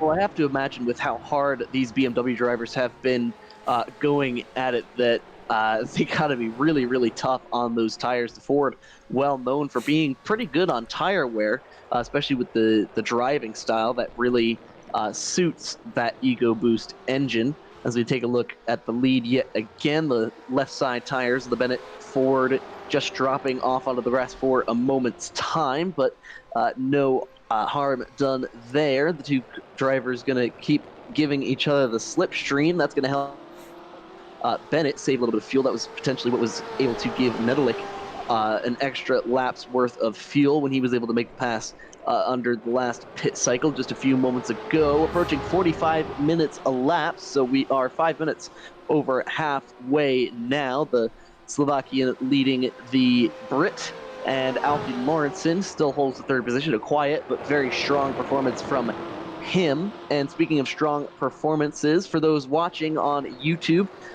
we'd like to know your thoughts on driver of the race. A lot of really strong performances thus far. Now, something interesting. Actually, nope. I apologize. I was about to say Cohen Van Eyck lost the AM lead, but that was actually just my overlay updating. So apologies for that. The Dutchman still leading the AM category, currently just ahead of Claire Ress in the third position. We're now looking at Kiefer McKenna, that three-way battle right now, and Eric Andre not there in that battle for position in class, but rather for position overall. The Ferrari not able to make any sort of attack on the Corvette just ahead. That's the silver V3 Racing silver car of Kiefer McKenna, hailing from Ireland. And he is trying to chase down the leader, Kevin Onk, for the lead. So this battle for the win in Pro-Am staying ever close. So Am really the only field that has spread out, as I believe Merlin Cooper has actually moved up a good bit in the AM category. I could be mistaken there. That could just be a little bit of an issue with the overlay, so any apologies for that. But as this battle continues to rage on through turn 5 and into Big Bend, turn 6, they head towards the hairpin. We'll see if Kiefer is able to do anything. Not quite close enough. I think it'll be a few more laps before he is able to make anything happen on Onk ahead. That BMW looking very wide and very menacing at the windshield of the number 292 Corvette. Now to look a little bit further back, let's take a look at Cohen Van Eyck. See if we can follow along with him for a little bit, maybe ride on board with the 318 AM car, the AM leader. Currently looking from the roll bar camera, you see him actually driving really, really deep through the corners, now headed towards the tower turn. The right-hand side, not using any of that curb, very well placed there, getting really close to the curb but not quite touching it. Now he heads into the really high-speed Bishop Bend section. And on his way now to Le Mans curb before he will head down the Ullman Straight. Comes over to the left-hand side. Not going, interesting to note, doesn't seem like he's going over to the left-hand side as much as some of the other drivers are, trying to save some of that weight transfer and keep the car settled as he turns to the right-hand side towards into Le Mans corner. And now will head up towards hitting the limiter, throws it into the right-hand side, deep on the brakes, headed into the Sunset Bend, and now gets as good a run as possible on exit of the corner, down onto the pit straight, and across the line. Yeah, that he's still making some few mistakes there, but just keeping it clean out there. It doesn't really look like anybody in the class. We can actually just have a little bit of look on the overlay to. In the class, he's actually 31 seconds ahead of P2. So Van Eyck is definitely dominating this, as the battle for P2 is actually heating up between Tristan Koning and Thomas Kuhn, who actually last season were a reserve driver and just came in and dominating a lot of the races and battle for the AM championship, and interesting to see if he can pile on a bit of pressure to the newcomer Koning up there, but he's having Lagny behind, and a strategy here might be to just let Lagny go by and hook on to the tail of him and see if he can get behind. Oh, as Kuhn is just losing the rear just a little bit, and that is actually what happened. He just let Lagny go by there. Yeah, certainly an interesting moment just then. This is obviously Thomas's first season in the Corvette, but it is worth noting, word around the paddock from the people that I have talked to, the Corvette seems to handle very similarly to the Ford. So Thomas going from the Ford into the Corvette, not too surprising of a move there. Considering some of the similarities that I've been hearing around the paddock. Now looking at John Hallowell, he's gotten his way past Sarah Dove and now looks to pass Claire Rice. Claire going a little bit wide into that last Sunset Bend. Hallowell going even wider. That is the Portuguese driver in the Corvette. Just about a second or so ahead of John Hallowell. And that is Sarah Dove about 2 seconds further behind. So this battle going to continue to rage on. This not for position, but rather not for position in class, I should say, but rather for overall position. Now looking a little bit further back, that is Gunners Rosgals trying to put some pressure on Alex A. Schmidt. He will hold his position. Very well done by Schmidt to keep a hold of the car. Currently scored 5th in the Pro-Am category. Last week's winner from Russia. He is has some damage to the front end from an unfortunate moment with one of the cars ahead.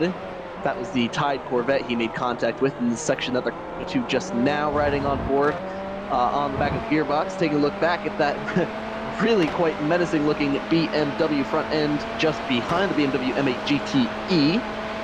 You can see very strong at the end of the straights, gaining a lot of time, and even very strong into the braking zone, but I think the exit will be dominated by the Corvette ahead.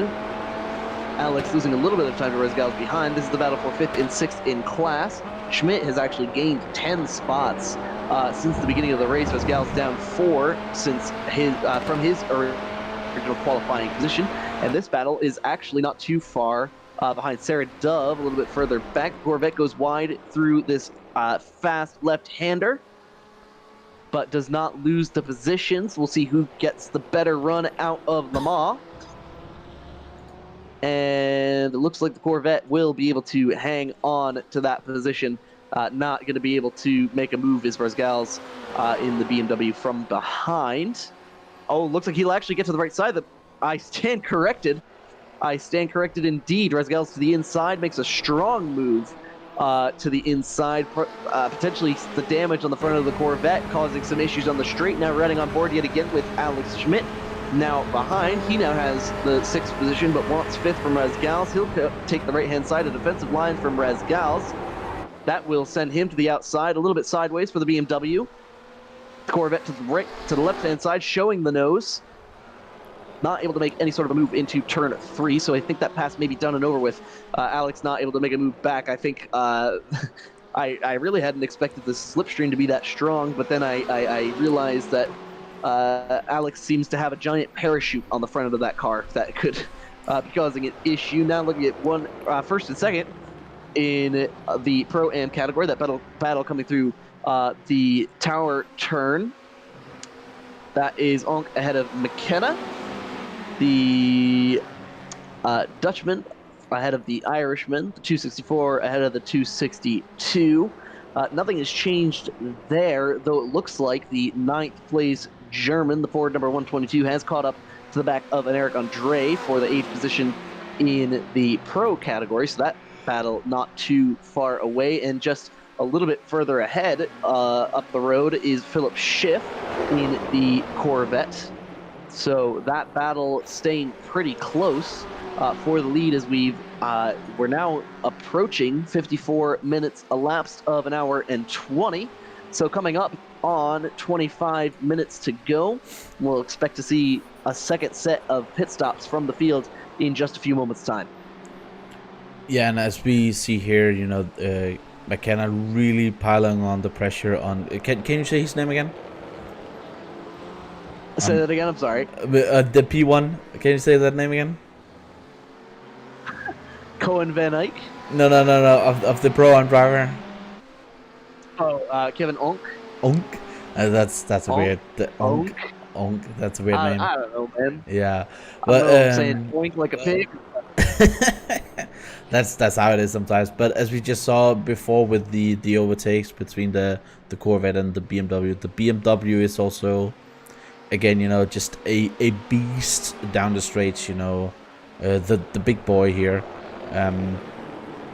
A fun fact is, even though it's, you know, just such a huge, massive car, it's actually the lightest of them out there, of all the GTs. So as we just see McKenna flipping in and out, he's at a rave party at the moment, trying to get closer. It's gonna be interesting to see if he's now gonna try and stay behind here and save fuel, as we saw Interlagos do at the head of the field, and try and get past on the overcut, or if he's gonna go for it and, as somebody said in chat, really just send it there. As I can see, I think it's Owen Bly who is actually out of the race, and that's unfortunate to see that.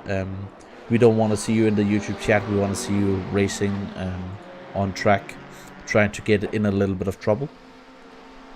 BMW looks like a tank in my opinion. It looks like what? It looks like a tank.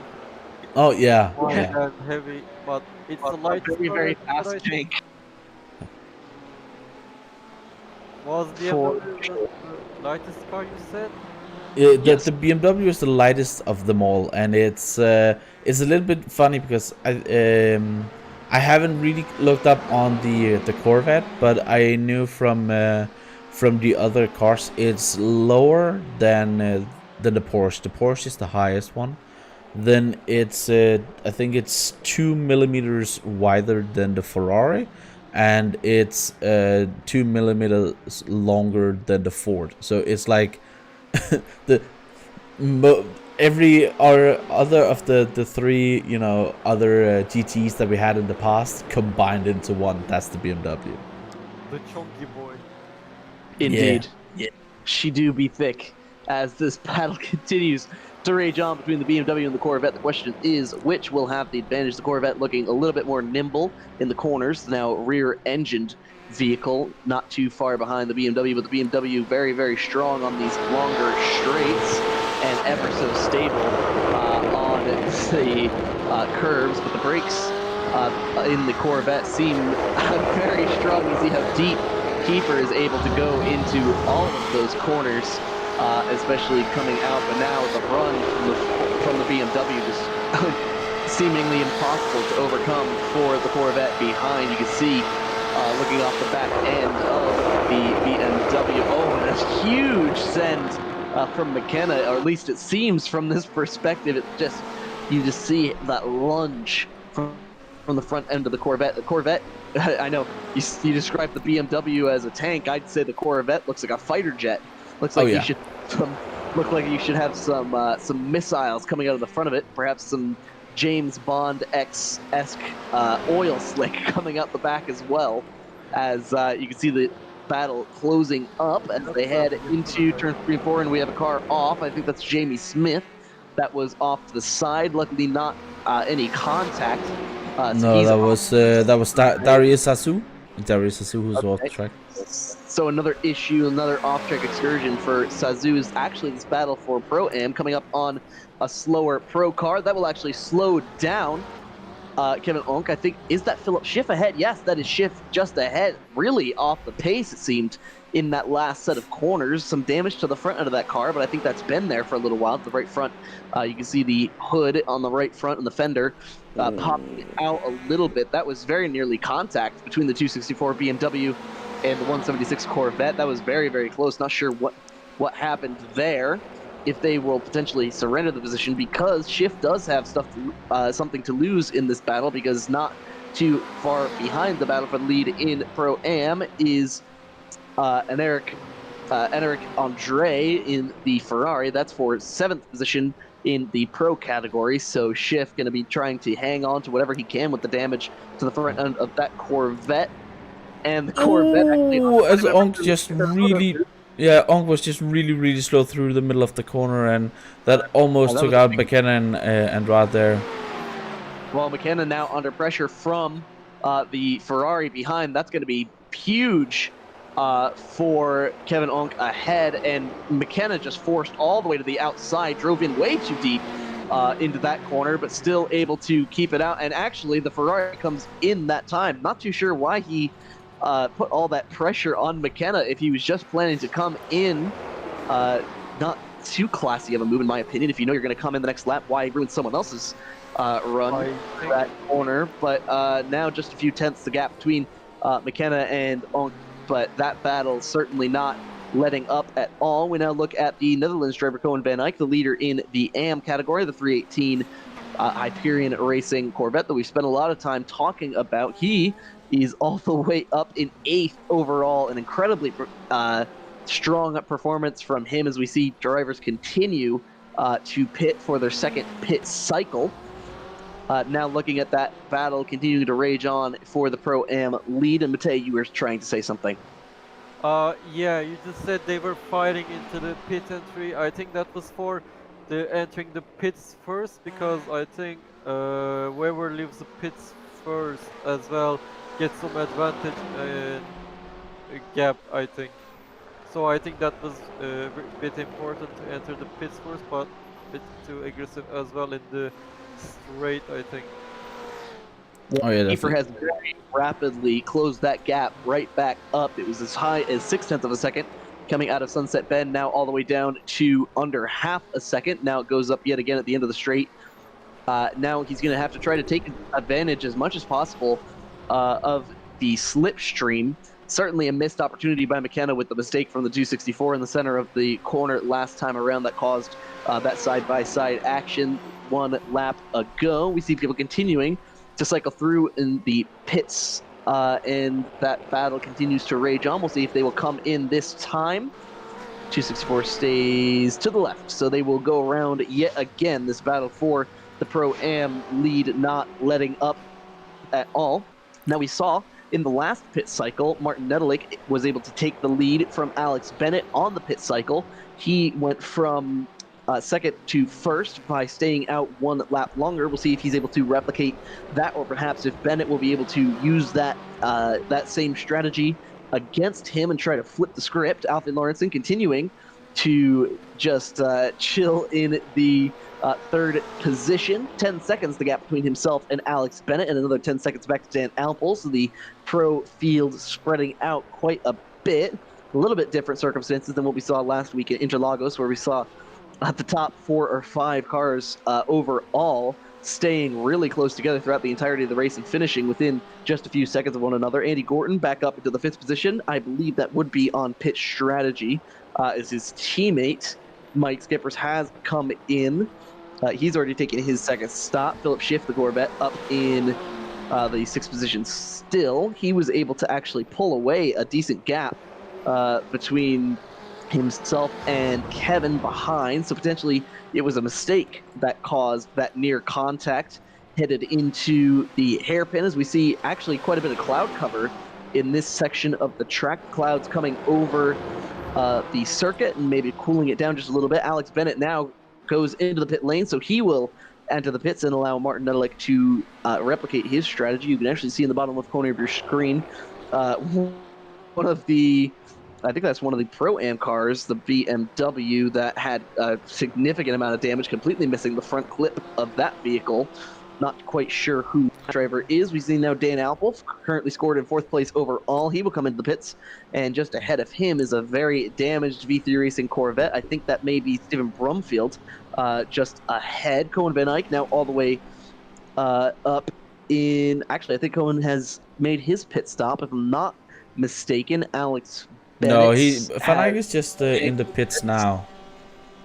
Okay, so that's what was catching me off guard there. Alfie Lawrenson has just finished his pit stop, 12.2 seconds for the 3rd place Corvette. Now we see Dan Alpel, Andy Gorton is now in, and actually that may be a glitch on my screen. I'm not sure, but on my screen, Dan Alpel's completely missing the hood. Yeah, I saw that as well. I was like, that's an interesting way of going, you know, taking weight out of the car and, you know, making a different downforce. Now, we don't suggest trying this at home, but that is an incredibly advanced engine cooling strat. As I want to mention, the lightest car was the BMW, and now it's even more lighter with the hood just going off. Oh yeah, and, definitely. Yeah, the engine cooling, it's gonna be a good way of cooling the engine. I have to imagine that damage must have happened on the entry to the pit lane, because that's the only time that we've really seen him too close to another driver. We see barely saved there from the other side of the car, but I think he hit the front of the car there. Does he have damage? Let's see if we can get that one again from. Yeah, he rushes into the pit. I think that's an off-center field. Just Thomas Lackney coming into Sunset Bed and just getting too close. Oh, losing the rear end. Yeah, that's a bit of damage on the front there. Let's see if he has the wheel off-centered really quick. If that's the case, it's gonna take some time to repair the car. And he seems alright actually. He lost the control before hitting the wall. As we are just gonna look a little bit the battle in the pro or in the amps we are seeing here with Tristan Koning actually getting passed by Thomas Kuhn. These drivers have been or have finished their pit stops. I do believe, yeah, they have done both of their pit stops. So Thomas Kuhn getting up there and showing the new guys how it's done, but nobody. And I mean, nobody in the AM field have been able to give an answer to the question, how about Van Eyck? None of them. Oh, that's a huge mistake from Thomas Kuhn, a very rare mistake, as we see from the front end of Tristan Koenig. Oh, that's so unfortunate. Just took a little bit too much grass on the left-hand side on the exit of the tower turn, and ends up spinning off to the right. Let's see if there was any damage. We're riding on board. Oh, just barely touched the gas. Luckily, no damage. That's perfect. Kuhn just has to get back into position. Going to try to minimize damage from that, damage not to his car, but rather to his race. So we're now back on board with Tristan Koning. He now holds that position. Thomas now a good way back. And I was actually about to say that was an impressive comeback, because we saw Thomas have some issues trying to getting passed by one of the Pro-Am cars and lost a good bit of time, but on that last cycle was able to make it up. Not sure if he'll be able to recover from this. We're just under Now, just under 15 minutes remaining. We've just passed now the 1 minute and 1 hour, and 7-minute mark. He will fall all the way down from what was second in class all the way down to 6th with that mistake. Certainly unfortunate for the British driver from V3 Racing, and with such a clean car, unfortunate not to get that finish, and a really bad time to have such a mistake. Now we're taking a look at the 8th place Ford. That's the German driver. He is in the pro class. He gets let by what was McKenna. Just not a good moment for McKenna. no, he actually got passed. Keith McKenna has just taken the lead in the Pro-Am. Ford was also almost touching the grass there, might have lost the control there. Ford almost, correct as well. Getting to That was... Yeah, that was a spectacular move from Keeper McKenna, now actually putting more pressure on the Ford ahead, not letting him go. That is 8th place position, the number 122, the German driver, in the one of the newcomers to the series. McKenna using some of the dirt on the right-hand side. Niclas Domino, you stop laughing. Well, that I know why you call him the German driver. German lad. Yeah. So pass made by Kiefer McKenna, an impressive pass out of Le Mans corner, or through Le Mans corner. The Irishman now holding position. This may be his first win in the series in the Apex Online Racing Championship. If he can hold on to it, that battle is far from over. Now, Ford on the grass. That's the Ford on the grass. Great avoiding from the two drivers behind. A little bit of mistake from the Ford ahead.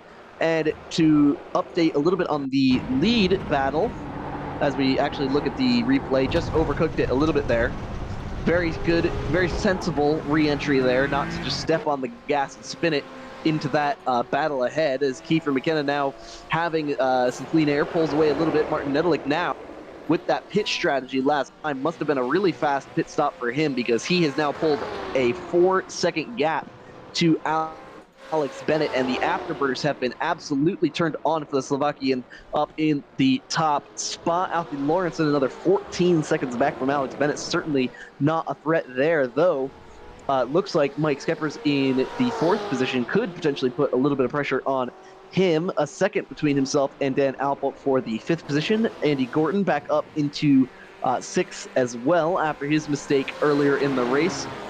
He actually is now putting some pressure on Schiff, who has some significant damage to the front end of that BMW M8 GTE. I'm sure that has to be a pretty big disadvantage going down the straights as we ride on board with the Venom Ultima vehicle, the Ford GTE, the EcoBoost engine.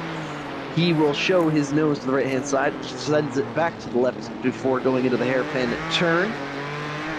Very strong back onto the gas, but the engine, just the sheer power from that BMW ahead is so clearly evident, and a hell of a move. Now we see Taj Edwards, another new driver to the series, some front end damage. He will brake headed into the hairpin turn. Just there he goes. he knew he was not going to make it. He'll actually pull off to the side, so that's day done for him. And Thomas Lagney with some more issues.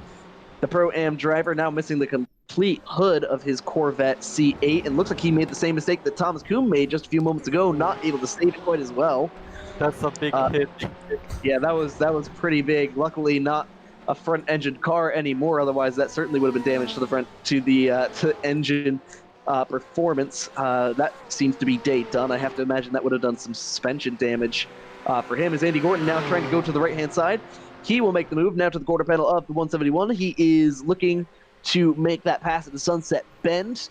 Towards the end of the straight, he'll throw it in really deep. Goes the BMW on the outside, who will have the advantage. The line advantage goes to Gorton. Will he clear him on exit of the corner? Not quite able to clear. Now the BMW will have the preferred line going into turn 1. Andy trying to squeeze him down to the left-hand side as much as he possibly can.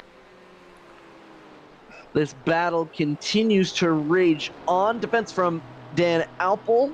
will be successful thus far. Andy Gorton very close to getting onto the grass there, and now he will clear him, take a defensive tight line coming into turn 3, and that seems to be the pass over and done with for the Venom Ultima car. So that is 2 Venom Ultima cars in a row, 4th and 5th position. Mike Scapers ahead of Andy Gorton, the 196 ahead of the 185.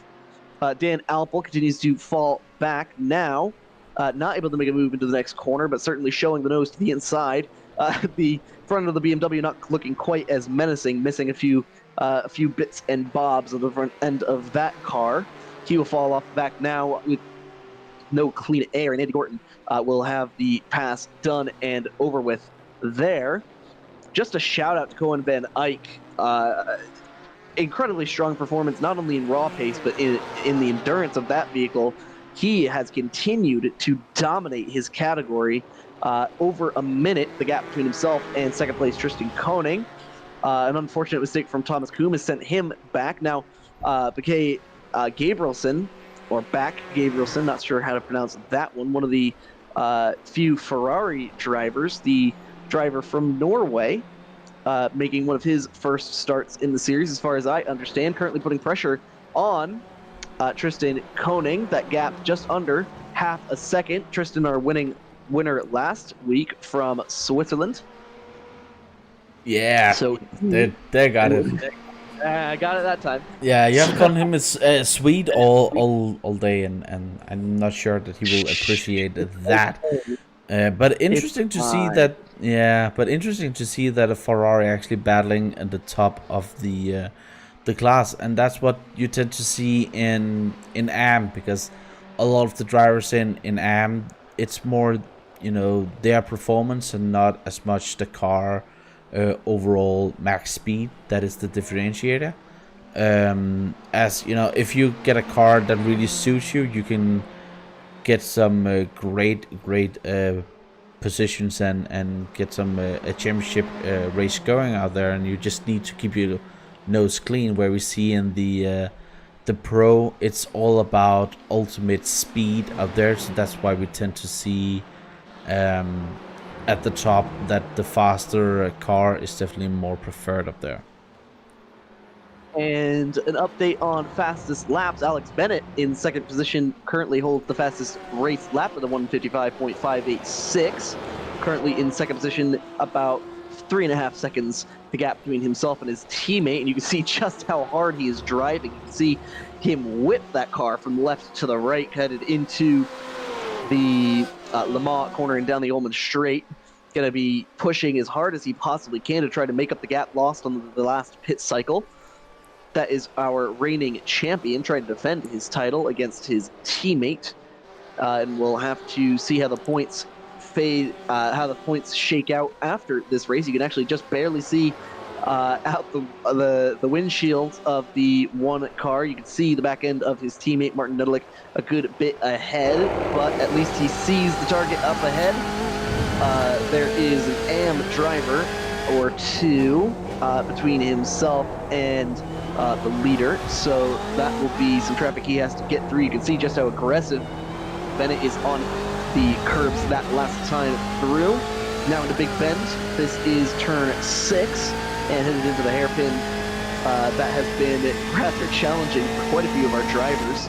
Has been one of the action areas. It seems turn 3 really has been the biggest issue for most of our drivers as he starts to rapidly catch up to the AM driver ahead.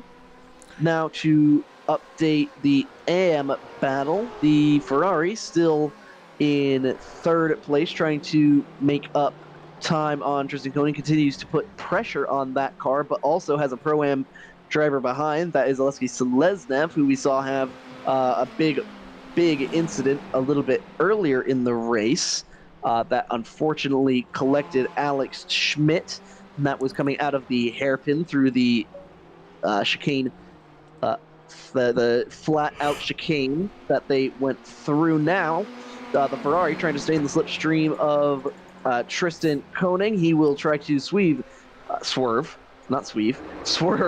right and left, trying to break the track from the Norway driver. And a big move to the inside, a big lunge. Will he be able to make it stick to the right-hand side? Side by side now for the AM, second place in the AM category. A better run from the Corvette to the outside. He'll be able to clear him back, but a crossover from the Ferrari. He'll go to the inside, left-hand side, preferred line for Gabrielson, but a big run from Koning. A little bit of a compromised exit. He'll stay to the left-hand side in the defensive line. Now Seleznev trying to get involved, trying to get past both of these slower drivers.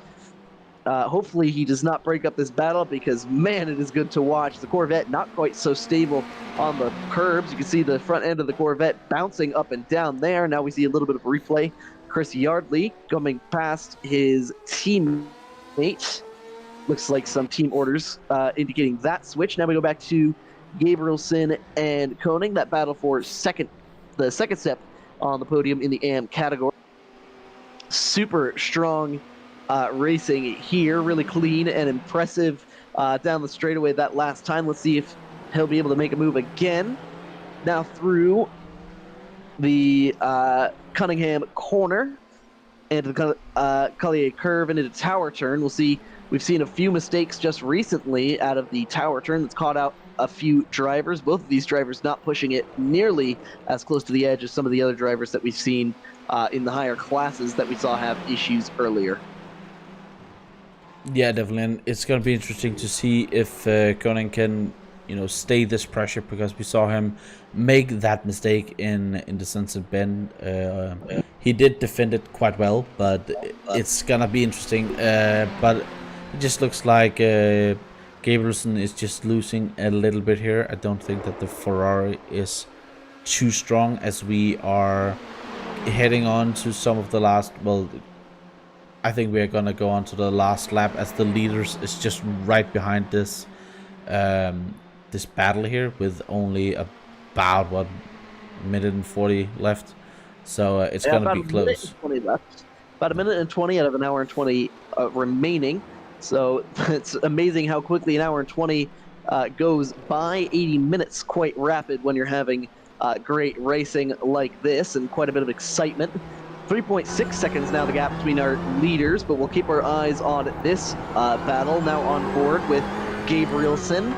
You can see the counter steering on the exit of the corner, trying to maintain grip as those Michelin tires beg for mercy. They have to be losing some of the good shine since the beginning of the race. You can see how deep he goes into the corner there, but not going to have quite as good of an exit as Koning. A little bit of counter steering from Gabrielson, trying to make any sort of move stick on the Corvette ahead. Koning doing an excellent job of defending. Now taking a look at 8th place in the pro category, trying to make a move on Philip Schiff ahead. Kiefer McKenna a little bit even further ahead. Seems like a mistake from Kevin Onk has put him about, let's see, give or take, around about 4 or 5 seconds, the gap between himself and the now leader, Kiefer McKenna. So that battle is pretty much settled, as I think our leaders have actually taken the white flag. Now we're looking at the AM battle for second place. That is Gabrielson still trying to make the move on the Corvette ahead. Koning has actually gained 2 spots from his original qualifying position, but not too far behind them. Alexei Seleznev, after that incident early in the race, not quite able to recover with some damage to that Corvette.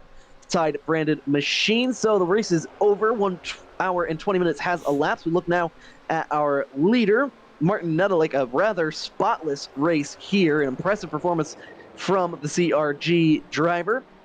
You see one car actually coming into the pits, but the Slovakian Martin Nedelik in the 188 CRG will come across the line to take the win. Flash of the lights in celebration. A strong performance from him as we see his teammate Alex Bennett come across. That will be for the second position. Alfie Lawrenson not too far back. He should come across the line in just a few moments' time. The battle for 7th and 8th, I should say, in category. That will be settled rather shortly. I think Schiff has it done and dusted over the Ford just behind. Alfie Lawrenson and Andy Andy Gordon. Yes, Andy Gordon has now just come across the line. This is the final lap for our AM drivers. Will Gabrielson be able to make anything happen? We're going to follow this battle and try to note some of the drivers coming across the line. Kiefer McKenna, I believe, has just come across the line to finish the race, so he's taking the checkered flag as well. So is Dan Alpel and Mike Skeppers. that Ferrari rather spotless, an impressive job for anyone who's come away with a clean car in this race after some of the action that we've seen. A wiggle from from the Ferrari will lose him a little bit of time through the tower turn for the fun time for these drivers. Koning will continue to pull a little bit of a gap, about 0.4 seconds, the gap between them. Will the Ferrari be able to do anything about it? Now down to 3/10 headed into this chicane here towards the end of the lap. Now on board with Gabrielson. Will he be able to make anything happen? A little bit slow coming out of Le Mans that time. I don't think he's going to be able to get anything done. Going to try to stay in the slipstream of Koning ahead as we see one of the drivers who has already finished the race today off to the right. Very sensible there. Not going to get involved in this battle. Coming across through Sunset for the final time, it's going to be Gabriel Koning. Gabriel Koning. I've just combined them. Tristan Koning will be able to come home with the second step of the podium over Vake Gabrielson. Gabrielson with a flash of the lights in celebration, and also in congratulations for Koning just ahead. One heck of a race between the two of them, and very impressive to keep it clean there. So most of our drivers have now come across the line to take the checkered flag, and an impressive race overall.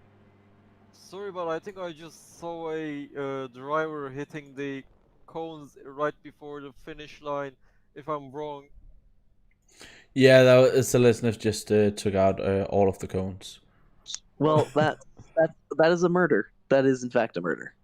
Well, the cones are always getting killed around here, but that's how it goes. iRacing do have the best trackside people because the cones are always there the next lap. We don't need safety cars here. The job they do. Yes, it is impressive the job they do there. So let's take a look at our results. I'm actually going to take a look here. And I believe the session has finished up. Yes. So Martin Nedelik will take home the win, the Slovakian driver from Comrade Gaming, just followed by Alex Bennett, his teammate, Alfie Lawrenson in third position, the 152, with a very strong, very quiet finish. Andy Gordon and Mike Skeppers, the Venom Ultima teammates, will come home in 4th and 5th place, respectively. Now, Kiefer McKenna, the winner in the Pro-Am category, he will be in the 7th position overall. Kanonk in 11th overall will come home with 2nd place, the second step of the podium for the Phoenix Racing Club Eggshell entry. Claire Rice with a very quiet but very strong performance from the Portuguese Hyperion Racing Apple Red car. Will take home the final podium position. Then Cohen Van Eyck in the 12th position with a dominant win in the AM category. If we look a little bit further down, we will see that Tristan Koning came home with the second step of the podium in the AM category, followed by Vake Gabrielson. So a very impressive battle between them. Now, before we finish up, we'd like to ask, and we'll scroll through some of the results here. We'd like to ask those watching for nominations for Driver of the Race as we get people ready for interview in just a few moments' time. Let me see if I can actually get Kiefer McKenna in here. I'm gonna have to get him to cooperate if possible. He can be a little bit stubborn as an Irishman, as anyone would expect. Oh yeah, well that's how they are. But I will say for Driver of the Day, and for me, you can't go anywhere else than Van Eyck, to be honest. He dominated that AM category from start to finish, and we didn't see him much on stream other when we just applaud him, and that usually means that you have stayed out of trouble and out of too many battles. So for him, it might have been a boring race, but sometimes the boring races are the ones that will give you the most points. So a good comeback and a good start to the season for Van Eyck. Maybe this time he can really put his name in the hat for that AM championship, which is all about just consistency, because a lot of times when we see some of the pro drivers, the pro AMs having an incident, the AMs always get caught up in it because they are so far down the field. So it's just about, you know, making the most out of these days, and Fnatic really did that today. All right, so we're going to get ready for some interviews in just a few moments.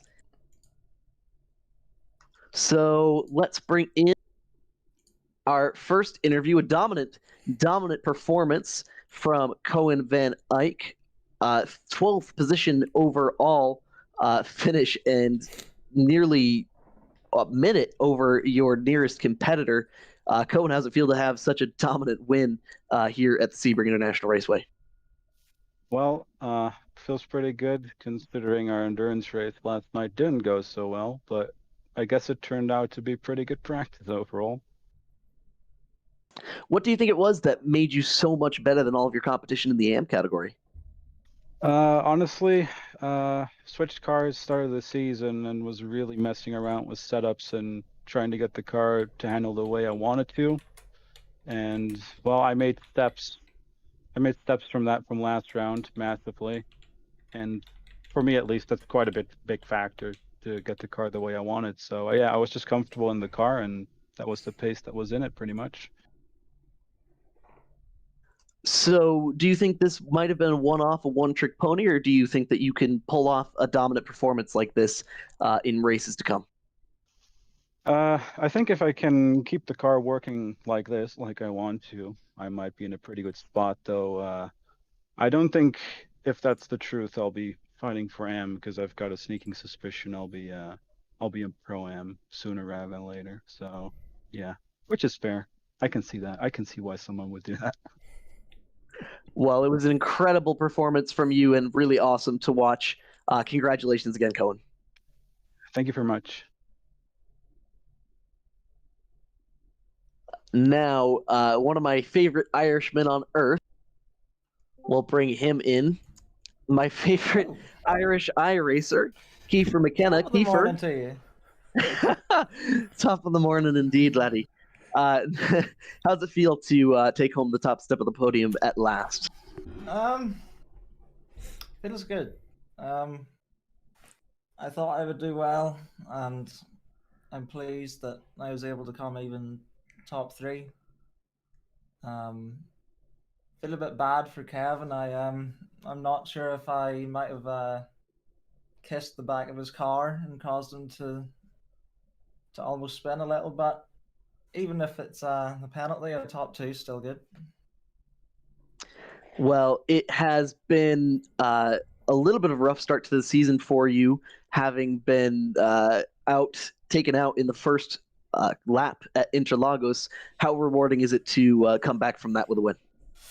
Yeah, on lap 1, I saw the pilot behind me, and I knew that I was pretty much P2 after a few laps, so I just knew I had to sit there and wait for Kevin to make a mistake. And yeah, to get points and to come high is pretty good.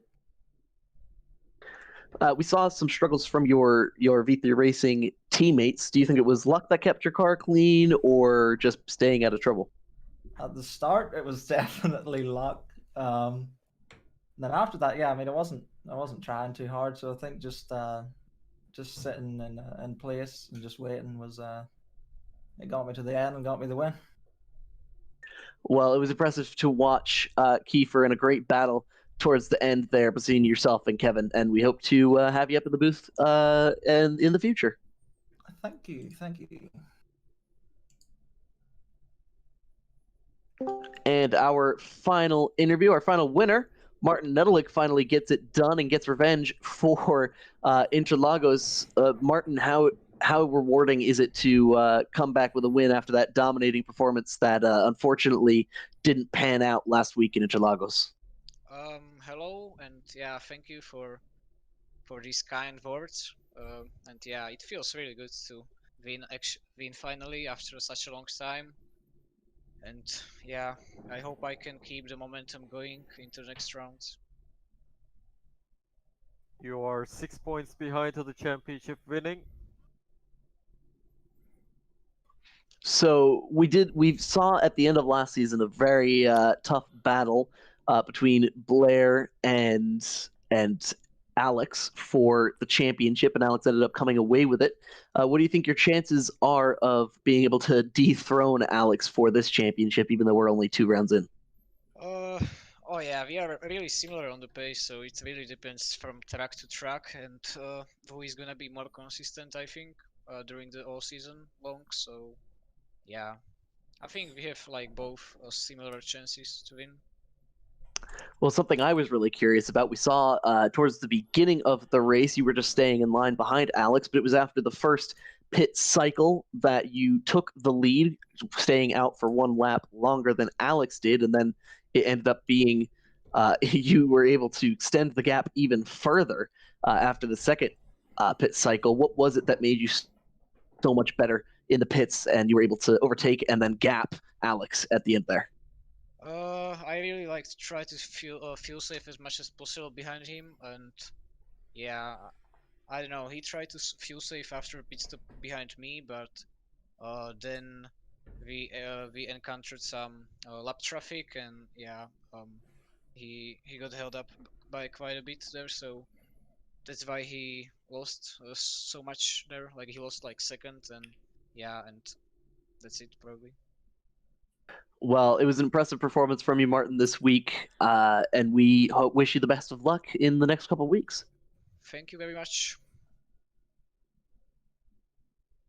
Now, finally, before we get going here, let's quickly run through some of the points standings. We'll start with the pro category. So at the top of the standings, Alex Bennett still with the lead. Just a few points between himself and Martin Nedelik. Of course, we would expect that to be the case after Martin had, I believe, a 5th place finish last week. Andy Gorton, despite some troubles a little bit earlier, now in the 3rd position, 8 points back. So he's actually lost the position. He was originally 2nd, now has gone down to 3rd behind Martin. Also worth noting, there are a couple drivers, actually one or two in particular, that I'm taking a look at here. Ate Kapanen and Reese C. Newland, for those watching, have actually withdrawn from the series, so they will be falling down in the points in a few weeks' time. Now we'll move on to the Pro-Am category. In Pro-Am, it's Alex A. Schmidt who is able to hold his position at the top of the charts. Kiefer McKenna, only 4 points behind, so really close between the two of them. Then Kevin Onk, who was really close to coming home with the win over Kiefer, now moves up 5 positions to be 3rd in the standings and just 2 points behind Kiefer. Now finally, in the AM category, Tristan Koenig still leads the points, holds his position, though Cohen Van Eyck with a absolutely dominant win will move up 6 positions to 2nd, and Thomas Goom will hold station in the 3rd position with 25 points. So 13 points the gap between Tristan and Cohen, and then another 5 points back to Thomas. And final thing to do would be nominations for driver of the race. We'll start with you, Nick. Well, as I did point out early on, for me, Van Eyck, there's no question, and he just dominated and didn't make any mistakes. That is a definite driver today. And for you, Matej? I'd give it to AM winner, in my opinion. He deserves it. And I'm going to go across the board here. Definitely Cohen with a dominant performance all the way up into 12th overall. So even beating some of the podium finishers in the Pro-Am category. A really, really great performance from the AM driver, and certainly worth giving credit to. Now, next week, we will actually be able to tell you next week we'll be going to Silverstone according to the current poll results. That will be the 5th of October at the same time. That'll be next Monday. So we'll go from the US here in Sebring back over to the UK to the Silverstone circuit. And unless there's anything else you'd like to add, no, not I think that's all right. So that will just about finish everything up for us, on behalf of my co-commentators and analysts, Nick, Domino, and Tay, I am Brayden Hill, and we'd like to thank you for joining us and can't wait to see you next week.